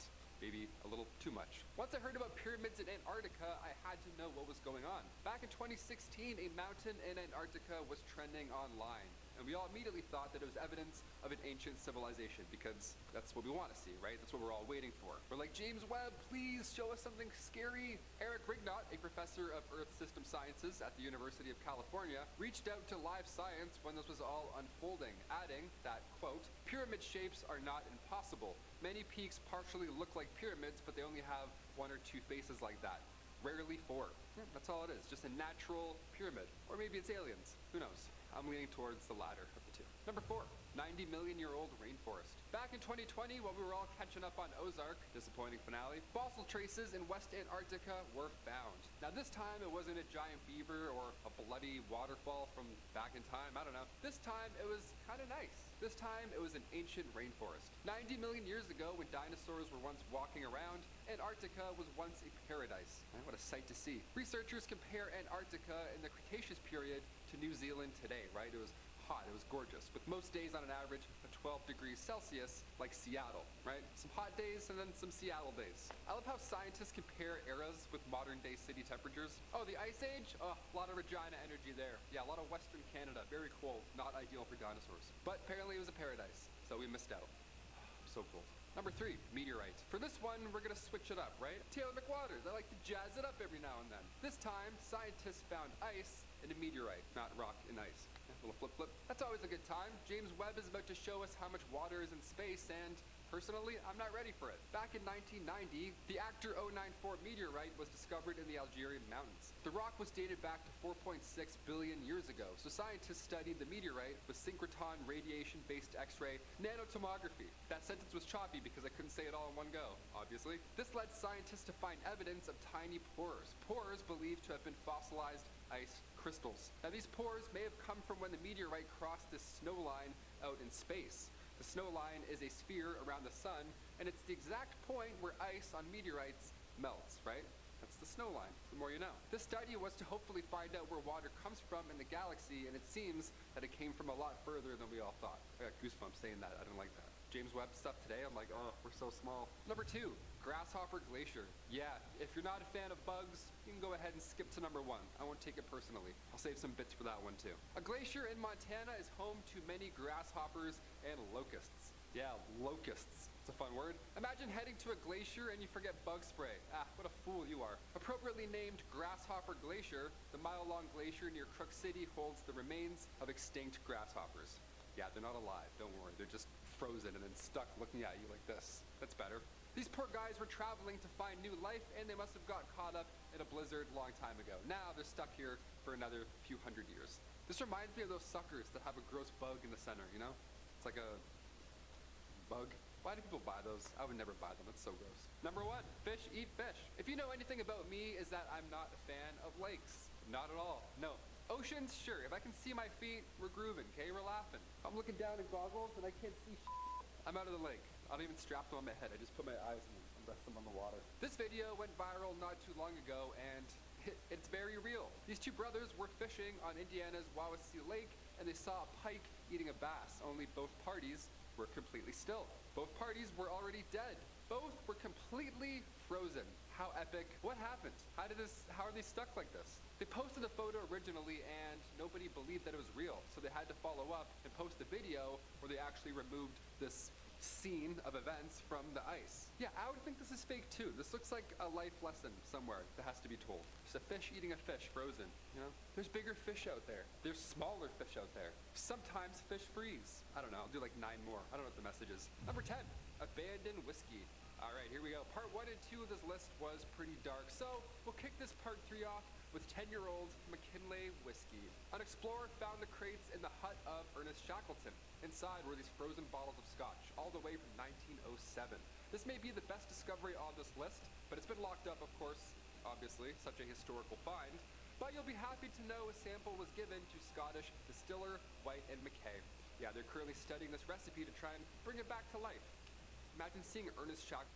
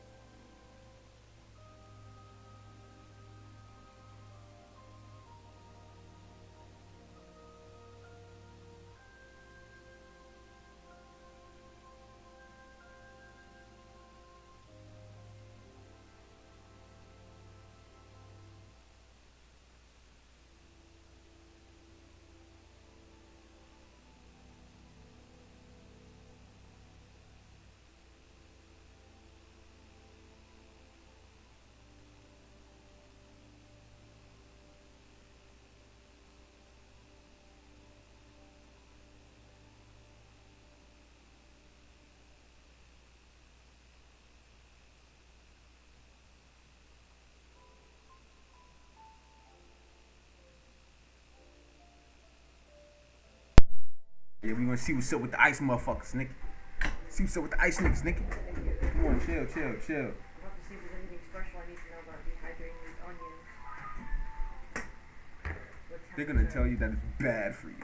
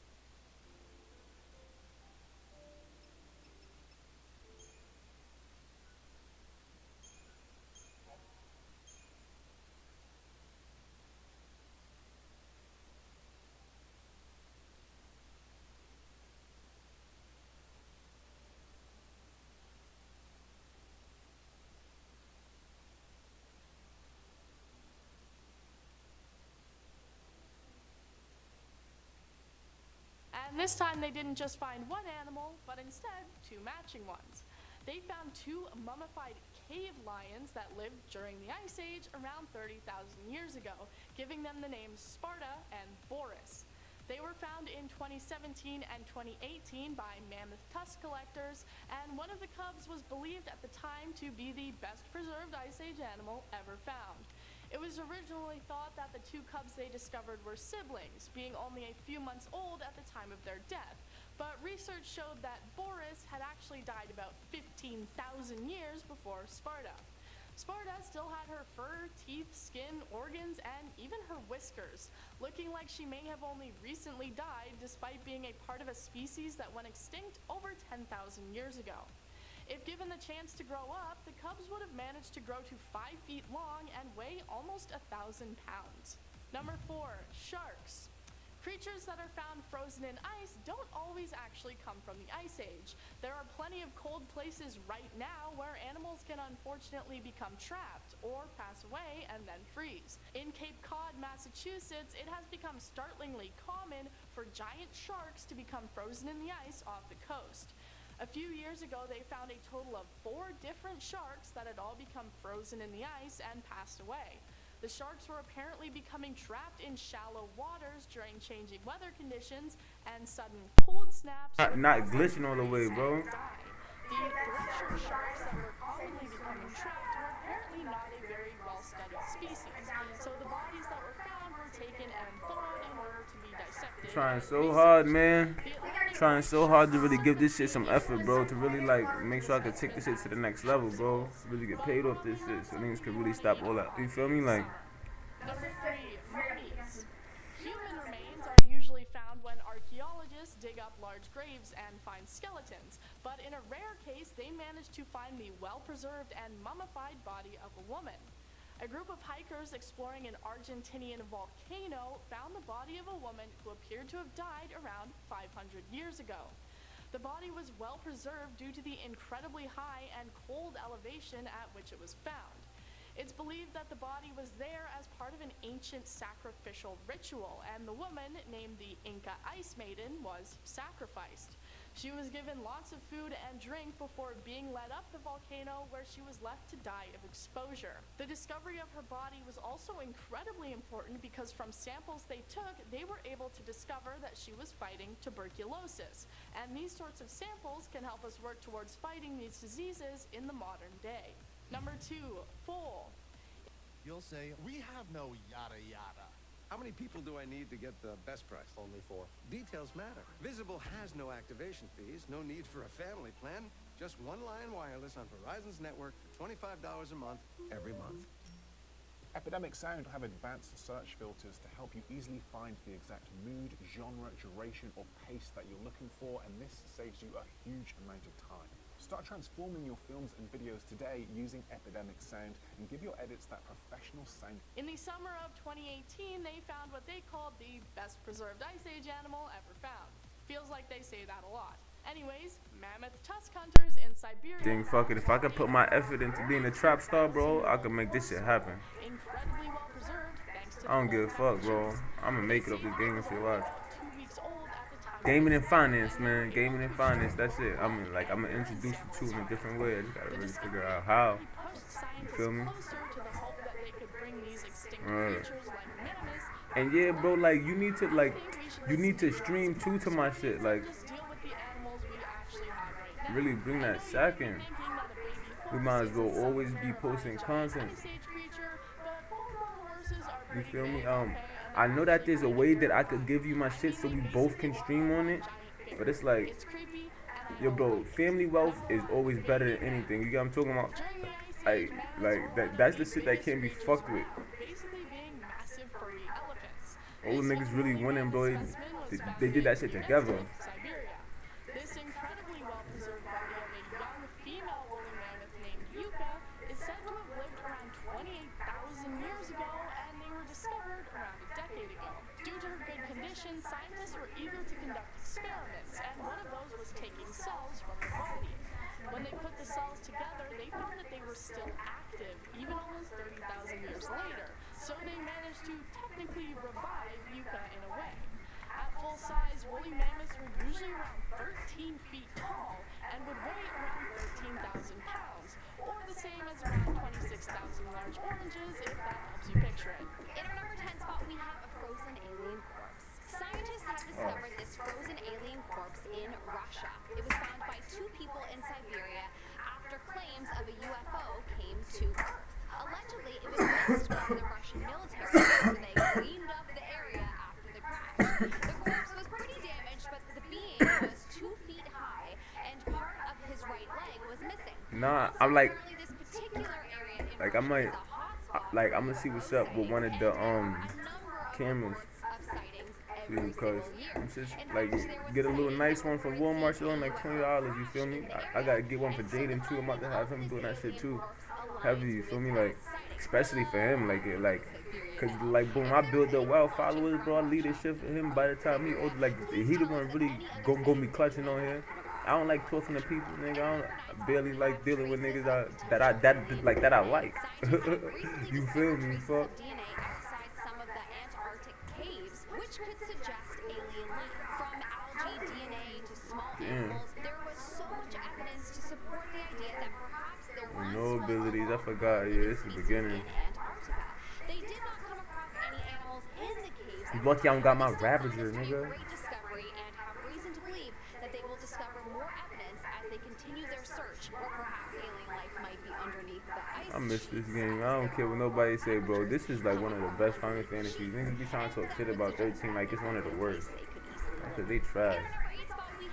UFO discovered. That's right. In October of 2020, satellite photos of Antarctica were taken that had many people stop in their tracks.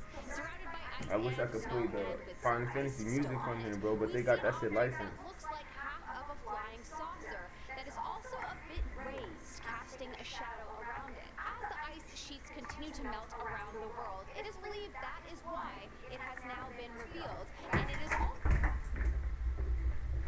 We all want a cleaner, healthier planet. To help reach that goal, America's plastic makers are creating innovative plastic products and investing billions of dollars in new recycling technologies.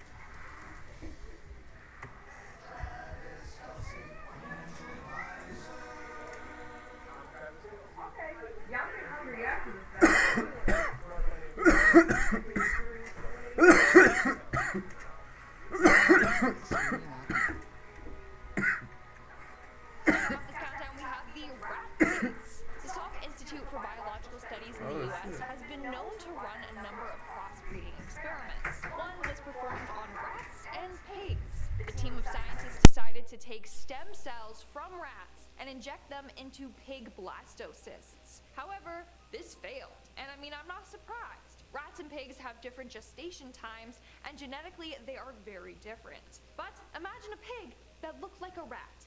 Okay, that is terrifying. In our 9th spot, we have the human Z attempts. In 1967, scientists in China were working on creating a human-chimp mix. Sadly, not much information about these experiments have been disclosed to the public. But rumor has it that the experiments didn't really work. They wanted to basically create a chimp that could talk fluently in whatever language it was taught. Then in 1981, they tried this experiment again. They impregnated a female chimpanzee with human sperm.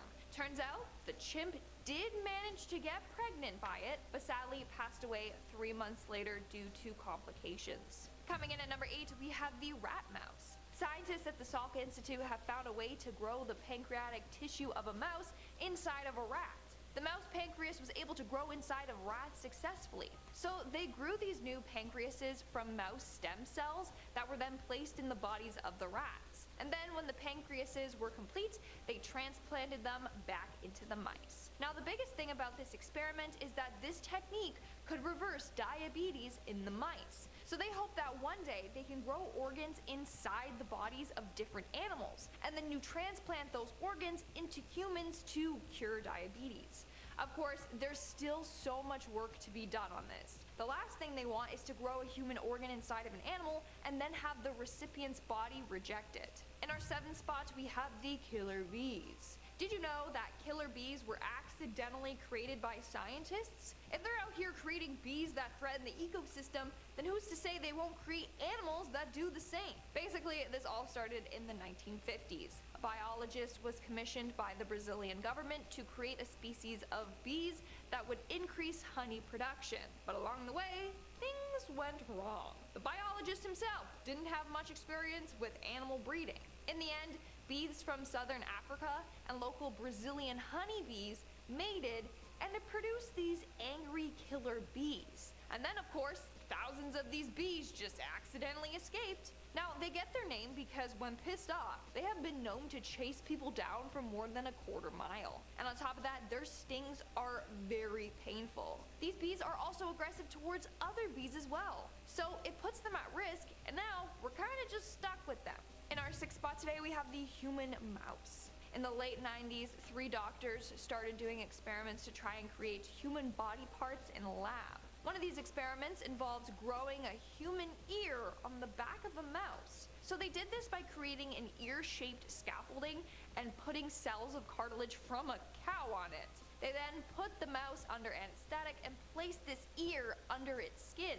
Crazily enough, the mouse's body fed the cow cartilage cells. The scaffolding dissolved and the mouse grew this artificial shape of a human ear. But it was only the outside of an ear, okay? It didn't work, there was no eardrum. Now you might be wondering why they did this. Well, their hope is that this will help plastic surgeons when reconstructing human ears for their patients. So they would create this ear on the mouse and then graft it onto the person. So you'd have an ear that is part mouse, part cow. We are now at our 5th and halfway mark with the goat with human milk. I swear I didn't make this up. It's real and I'm a little disturbed. But basically, scientists have figured a way for goats to produce human breast milk. They did this by transferring human breast milk enzymes and proteins into goat embryos. In the end, they found that the milk the goats were producing wasn't 100% human, but it contained 60% of the lysosome and lactoferrin found in human milk. Now, why do they want goats producing human breast milk? Well, it could feed and save babies in need. Plus, it would have a longer shelf life. Would you try this milk? Let me know in the comments below. I've heard breast milk is pretty sweet, but I don't think I want to try it. Coming in at number 4, we have the Belgian super cow. Now, you guys know how much I love cows. And if you didn't know, then hi, my name is Lindsay and I love cows. But this thing is terrifying. It's monstrous, okay? It's super ripped and it's just massive. The Belgian super cows were created back in the 1800s when Belgian scientists and farmers mixed native cattle with shorthorn cattle. Then over the time, they would select the biggest and strongest offsprings of each variety and then breed them together. So on and so on, bam! You got a super cow, which is definitely the biggest and strongest, and I understand why they call it the super cow. Like, just look at this beast, okay? It could crush anyone. In our 3rd spot, we have the Enviro pig. So pig waste is actually pretty toxic. I mean, if you've seen the Simpsons movie, then you'd know all about it. I mean, that was a bit of an exaggeration, but still. Anyways, pig's waste contains really high levels of phosphorus. This phosphorus ends up in lakes and rivers and oceans and can cause a boom of algae. So scientists were trying to come up with a way for pigs to have less toxic waste, hence the creation of the Enviro pig. Enviro pigs are pigs with up to 65% less phosphorus in their excrements. This pig was first created in 1999 at the University of Guelph's Farm in Canada. This pig had its phytase gene attached to a piece of mouse DNA. Now, it's really complicated to explain, but I'm hyped I can finally stream this game without it glitching and shit. I had to tweak with the resolution settings. To reduce phosphorus in the pig's feces. In the end, it made the pig excrete fewer pollutants. Moving on to number 2, we have the pig with human blood. Now, you're probably noticing a trend by now. Pigs and mice are the scientists' test subjects of choice. Researchers at Mayo Clinic in Minnesota have managed to create pigs made out of human blood. So the pigs have human blood pumping through their veins. Not only that, but some of the cells in the blood merge together to create pig. Did you download Steam and everything on your computer? Behind this all is to allow scientists to study how viral infections can transfer from animals to humans. And in our number 1 spot today, we have Oliver the chimp. In the 1970s, there was a performing chimpanzee that received a lot of attention. His name was Oliver. Now, Oliver was really different from other chimps for a number of reasons. The main being that Oliver might have been a successful mix between a human. He feel bad because Snow dropped his mom. He feels like it's his fault. Yeah, I'm not gonna hold you, bro. Steam is fire. They got a lot of games on there. And it's like shit that you wouldn't even expect to like. Well, like me at least, you feel me? In fact, he had a more human-like appearance. He had a flatter face than other chimpanzees, and he walked on 2 feet instead of all 4s. He also preferred human females over female chimpanzees, and he understood humans very well. So could it be that Oliver was actually half human, half chimp? Number 10, the growing doll. Let's kick off this list with one that definitely terrifies me the most. If you think dolls are creepy, then just wait until I tell you about this one. In 1918, you've earned this, so hold it high. What's that? I'm on a chip crave. A chip craving. a man in Japan purchased a seemingly normal doll. Hell yeah, they always do. Unfortunately, the sister passed away soon after, so the family ways for you to overcome parts of your psyche that we didn't even know we needed to maintain. You feel me? noticed something incredibly unsettling about the doll. It was growing hair. That's right, the hair on the doll was getting longer and longer as more time passed. Because of this, they believed that the doll had become possessed with the restless spirit of the little girl. As a result, they entrusted it to the care of a temple where it still remains to this day, growing more hair. You are able to go to the temple and visit the doll, but photography is strictly prohibited. The priests at the temple say that the doll's hair has now grown down past its knees, and they say that her mouth is opening, slowly growing human teeth. Number 9.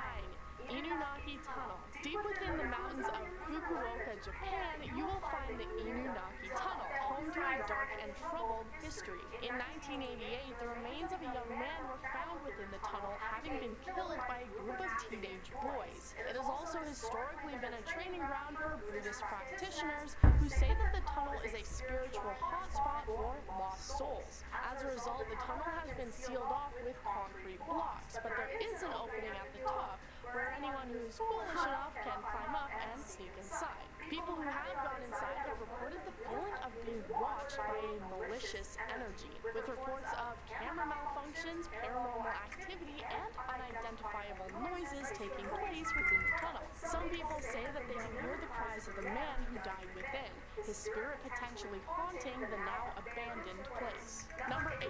Buddha Statue. In 2014, an ancient golden Buddha statue was examined, and researchers discovered a horrifying secret hidden within.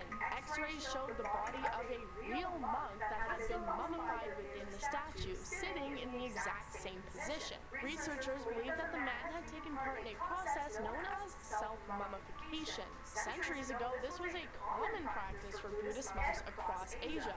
To avoid fat and moisture causing their bodies to decay after they died, they would eat little to nothing in the time leading up to the end of their lives, eating things like pine needles, tree bark, and sesame seeds. This process would last for years as they got older, and they would then ingest a poisonous sap to finally end their lives. Researchers believe that the man inside the statue was a Buddhist monk who died around the year 1100. What was most unsettling, though, was that the man's body was basically hollow, containing papers covered in messages instead of his organs. Number 7.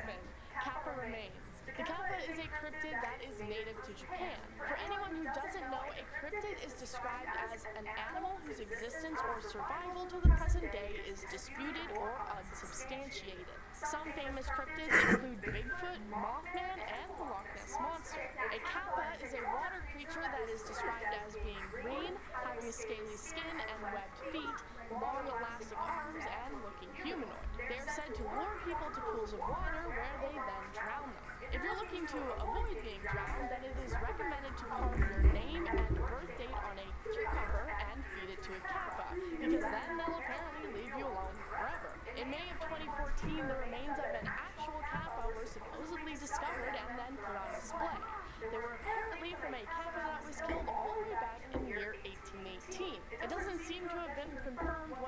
Kappa.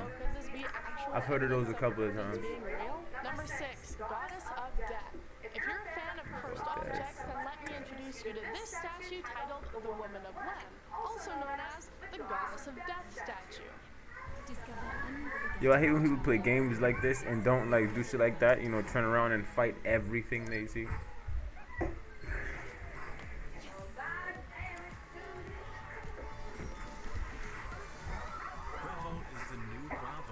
It is crafted out of limestone around 3500 BC and was discovered in Cyprus in 1878. I know what you're thinking. Isn't Cyprus a part of Europe and not Asia? Well, actually, while the country of Cyprus is culturally and politically Oh look, Ma, they talking about Cyprus. geographically in Asia and considered transcontinental. So it counts. And if you think Oh, it doesn't shit. count, you can take it to the complaints Did you know that? Cyprus is not even considered European. It's it's transatlantic. So I mean transitioning, technically. So you're Asian.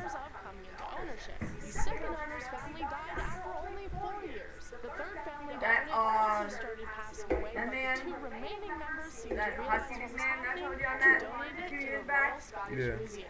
You pulled a piece of my hair and said my hair looked Let's Asian. take a look at some more You're Asian. This time He said that I have Asian Tut's tomb descent. in Egypt. In 1922, a group of archaeologists entered King Tut's tomb and found many interesting objects, including a set So the of Greek wooden, side of me silver, is and technically bronze Asian. trumpets. In 1939, Yep. BBC Radio recorded the sound of the trumpets so that people could Interesting. hear the ancient instruments I being really should played. learn A to few learn months this, later, man. World War II began, and a legend started that the trumpets were capable of summoning wars. Egyptian trumpets have apparently often been used on the battlefield for alerting and directing soldiers, so the legend isn't completely unfounded. And there are Egyptian archaeologists that believe trumpets have mystical powers in relation to war. In 2011, an anonymous staff member had been photographing and documenting the trumpets and decided to play one of them. The Egyptian Revolution then taking place later that year. Number 4, Kala Bandar. Now let's travel to New Delhi, India for another apparent discovery of a real-life cryptid. This time one known as a Kala Bandar. In May of 2001, one of these creatures was apparently terrorizing New Delhi. They're described as being around 5 feet tall with thick black hair all over their body and glowing red eyes. It was also described as wearing a metal helmet and having metal claws. All over the city, reports started flooding in of attacks from the so-called monkey man, and citizens were terrified. A total of 3 people actually died as a result.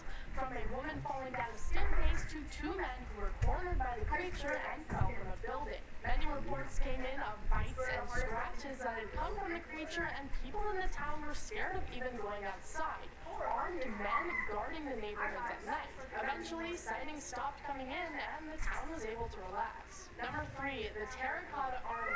In China in 1974, a group of farmers made one of the most significant archaeological discoveries ever. They were digging a well when they found what they thought was a statue of Buddha.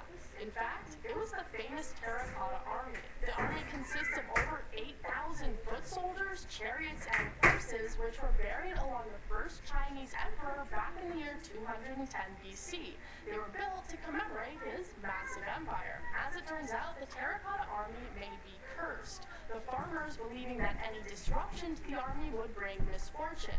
And as time went on, this seemed to be true. The farmers and land were taken over by the government, business officials, and third-party groups who wanted to take advantage of and profit off the army. The farmland was demolished and replaced with gift shops and attractions. The original farmers have passed away, except for 2 who now work in the same shops that took over their land, signing autographs for a mere $2 a day. Number 2, Lady Di. When we think of well-preserved specimens, we often think of creatures that were held in ice before being discovered thousands of years later, often still having hair, skin, and even blood in their veins. So now let me tell you about Lady Di.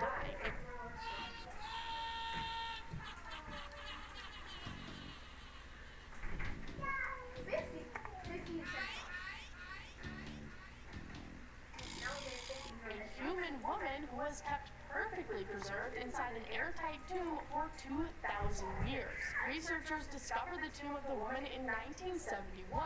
the wife of an important Han Dynasty administrator who passed away in 163 BC and received the burial of a royal. She was placed in a crypt with over 1,000 luxurious items like makeup and 162 statues who would be her servants in the afterlife. Thanks to the seal of the tomb, when she was found 2,000 years later, she was still in incredible condition. She had soft skin and hair and even eyebrows and eyelashes. And they were even able to find her last meal, which was melon, and the cause of her death, which had been a heart attack. Unfortunately, since she was discovered, her body has now started to decay, and only pictures can show what she used to look like. Number 1, the Hope Diamond.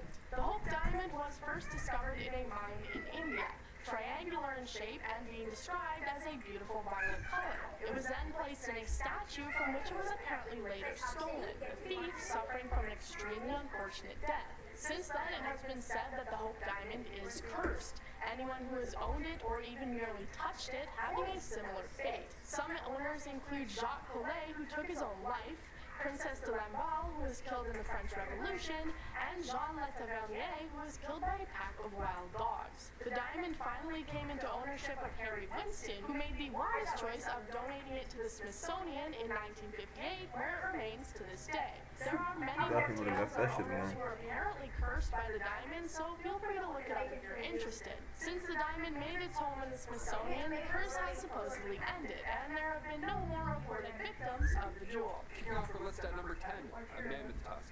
Scientists are currently trying to bring the woolly mammoth back to life, so it's fitting that we throw this recent discovery on our list here. Back in 2019, scientists from Monterey Bay Aquarium Research Institute, they were poking around the ocean floor. They were poking around 10,000 feet, not too far off the coast of California, and they found what they thought was an elephant tusk. Now that by itself would be a pretty neat discovery. Animal remains in the deep sea, let's go, that's great. No, this one was even better. We found a mammoth. At first, the team only grabbed a small sample, but last year, in July, they were able to return and get the entire thing. Voila! It belonged to a Colombian mammoth. Those were mammoths that didn't have a lot of hair. They didn't need it. We lived in North America, so things got a little warm sometimes. 10,000 years after they died off, we're still finding their tusks. What do you think about bringing them back to life? Should we do that? Sound off below. I say no. Definitely not. They're way too big and scared. Also, they died before. They'll probably die again. Sorry, I don't know. Number 9, giant phantom jellyfish. Beautiful, yes. Terrifying and for sure an alien, also yes. This beast was discovered back in 2021 in, you guessed it, Monterey Bay. Classic spot, apparently, for sea monsters. The research team sent in a deep-sea robot to take a look into the abyss, and they discovered this phantom giant jellyfish again. Yeah, I said again. Originally, this jellyfish was documented back in 1899, living at depths of 3,000 to 13,000 feet. Because he tried to help her and he failed. He tried, bro. But luckily, we got a video of her in action last year. Check it out. This is why you don't ever go to the oceans. Ever. Cheers. Number 8, deep-sea anglerfish. These guys are so scary. We have to talk about them. Living at depths of over 6,000 feet, the deep-sea anglerfish lives in complete darkness. Like Vin Diesel in Pitch Black. It was first discovered back Was Final Fantasy 13 the end of the soldier line? Because in like 14 and 15 and shit, their armies are different. They're not cold. Like they're not a part of soldier. It's scary and it's something. Like the taste of fresh apples, an angry orchard bees grow fruit from a 100-year-old orchard, and 2 apples. And see, I understand why 12 didn't really catch on with soldier, because 12 was like a spin-off Tactics. You feel me? It had the same monsters and everything from Tactics, same characters and everything from Final Fantasy Tactics. But as far as this one goes, you feel me? Like, They see the disco light, and then moments later they see another light, the light of the fish lords. The spiny dorsal fin hangs over their head. It's called an esca. It's an organ, and it emits photophore light. It's a main method of hunting, which is pretty badass. It kind of has to be because it has no arms or anything. It's just a big scary face moving around the ocean. And as for prey, well, she'll take what she can get, no matter how. Yeah, to head first, because this thing probably came in to look at the light the anglerfish has, and then the anglerfish grabbed it and it's swallowed it, and its stomach was expanded to sort of fit it all in. The deep-sea anglerfish can expand their jaw and stomach, and they can eat prey that's twice the size of them, although they often eat shrimp, snails, and other smaller fish. But once they're in, you're tough, you're not going anywhere. You're screwed. actually aren't equipped with the natural lure of light, and when they reach adulthood, their digestive system no longer functions. So it needs one of these leading ladies to survive. I'll let that speak for itself. Number 7, old coral reefs. Or dying coral reefs. This one's actually kind of sad. After all, the list is dark discoveries. It's all scary or dark, literal darkness for some of them. Back in 2009, after a 4-week expedition to explore the deep ocean just southwest of Tasmania, scientists found deep water coral reefs, which is exciting at first until they realized that these coral reefs are dying. They're on their way out. So now there needs to be more research done into why exactly these reefs are dying. We would like to know that. That's kind of something we're working on currently. If the reason they're dying happens to extend to the shallow reefs as well, this could cause massive problems for both marine life and us, our human life. Scientists need to figure out whether the coral was dying because of the ocean warming up, maybe it was disease, or perhaps it was an increase in ocean acidity. Whatever the case is, if it extends into shallower water, it's bad news for us. 25% of marine life would lose their habitat. The coastal fishing industry would be affected, of course, so no more fishing ship specials. Save the ocean, you know? For red lobster's sake, let's smart enough and save the ocean. Number 6, Chuck Lagoon. This lagoon was Japan's main base during the war, but come 1944, the United States launched an attack, which some deem as Japan's Pearl Harbor, where 60 ships were sunk and around 250 planes as well. So for 70 years, there's been a massive graveyard, literally just sitting in the depths of the Pacific, and it wasn't until recently that we got a good look at these haunting artifacts from history. This photographer went down, took some photos, and said it was one of the scariest shoots ever. They described the atmosphere, filled, of course, with, human skulls, remains, gas masks, bullets. Obviously, it was haunting to look at. Nobody wanted to go down, so that's when we send in a drone, because we don't like to look at skulls and picking up stuff out of the sand. We don't like to do that. Nobody was expecting these artifacts to be that well preserved after all this time, too. Like, all these things, even a mammoth tusk, these are all in pristine condition almost. It's like the ocean's haunting and unexplored. Number 5, holes. If you have trypophobia, you may want to skip this one. Or face your fears together. I don't like holes either. I'm diving in. Let's do it. Off the coast of Big Sur, California, which is a real place and not just a map update, a survey revealed about 15,000 holes at the bottom of the ocean, and they're all the same size, which is weird. They all measure up to be 11 meters wide and 1 meter deep. The team at Monterey Bay Aquarium Research Institute, our friends, they found about 15,000 of these, and then they found 5,000 more that were even bigger. The little guys are micro depressions in the earth, and the big ones are pockmarks. Initially, scientists here thought that it was methane underneath the seafloor coming out to say hi and, leaving a big crater, big poof. So rovers went down there, tests were done, no methane. In fact, there hasn't even been any methane for 50,000 years. So what's going on here? These craters are doing a pretty good job with the ecosystem, though, wildly, because now these deep-sea creatures just living in them. They even found a whale skull just laying in one. Imagine being a crab. Whale skull. That's big as shit. Number 4, You were the first person who found it. Said, oh shit, I found a house built of bones. The dead whale. The burn, I call it delicious spice. James Cameron didn't make a movie about it, so you may not have heard of it. Let me fill you in. I'm not James Cameron, but I'll do my best. The MV Dirty Shire was the biggest British registered merchant ship of all time to sink. That's an odd way when you think about it. But she was assembled back in 1976 and lost in 1980 en route from Canada to Japan. A Mayday distress call was never issued, and the ship was following proper ocean routes with weather routing companies, so they were doing all the right things, yet somehow it sank.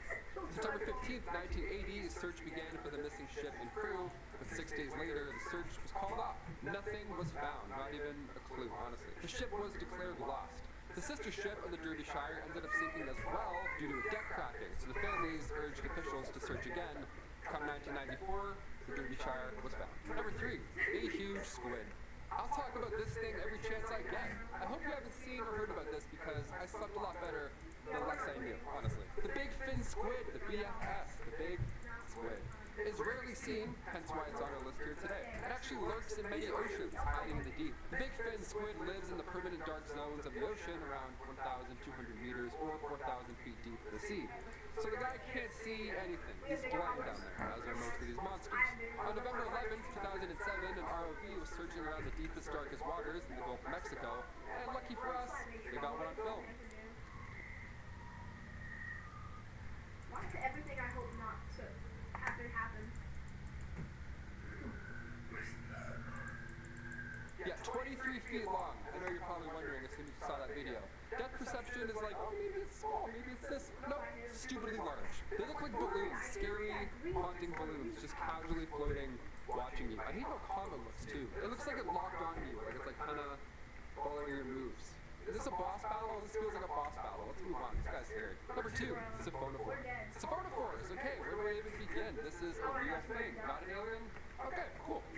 Upon first glance, this appears to be a single multicellular organism, but they're actually an entire colony of polyps and medusoids that are collectively known as a zooid. Yep, I'm saying real words, I'm not just making them up. A few years ago, scientists found the longest siphonophore ever. They found it and it was 154 feet long. You thought that last creature was long. This thing is stupid. Just a huge long piece of spaghetti just floating around in the ocean. But really, it's actually not spaghetti. It's a bunch of different little creatures all working together. Reading up about this thing, there was a quote that I read, and it said, "We at least need to know what's down there." No, we don't.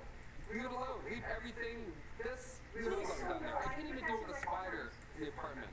Where do I even begin with this? And finally, number 1. An ancient city. We're on this list with a recent discovery. The lost Egyptian city of Heraklion was found after disappearing under the Mediterranean Sea 1,200 years ago. Now this city has a bit of history behind it, you know, being founded in the 8th century BC and all. And researchers believe Heraklion was the port that you'd arrive in if you were to travel back then. Well, recently, last summer in 2021, more to this ancient sunken city was found in Egypt, and it's changing history, dare I say. This was led by the European Institute for Underwater Archaeology. This sunken military vessel, this 25-meter ship, was found in this sunken ancient city. In another part of this lost city, remains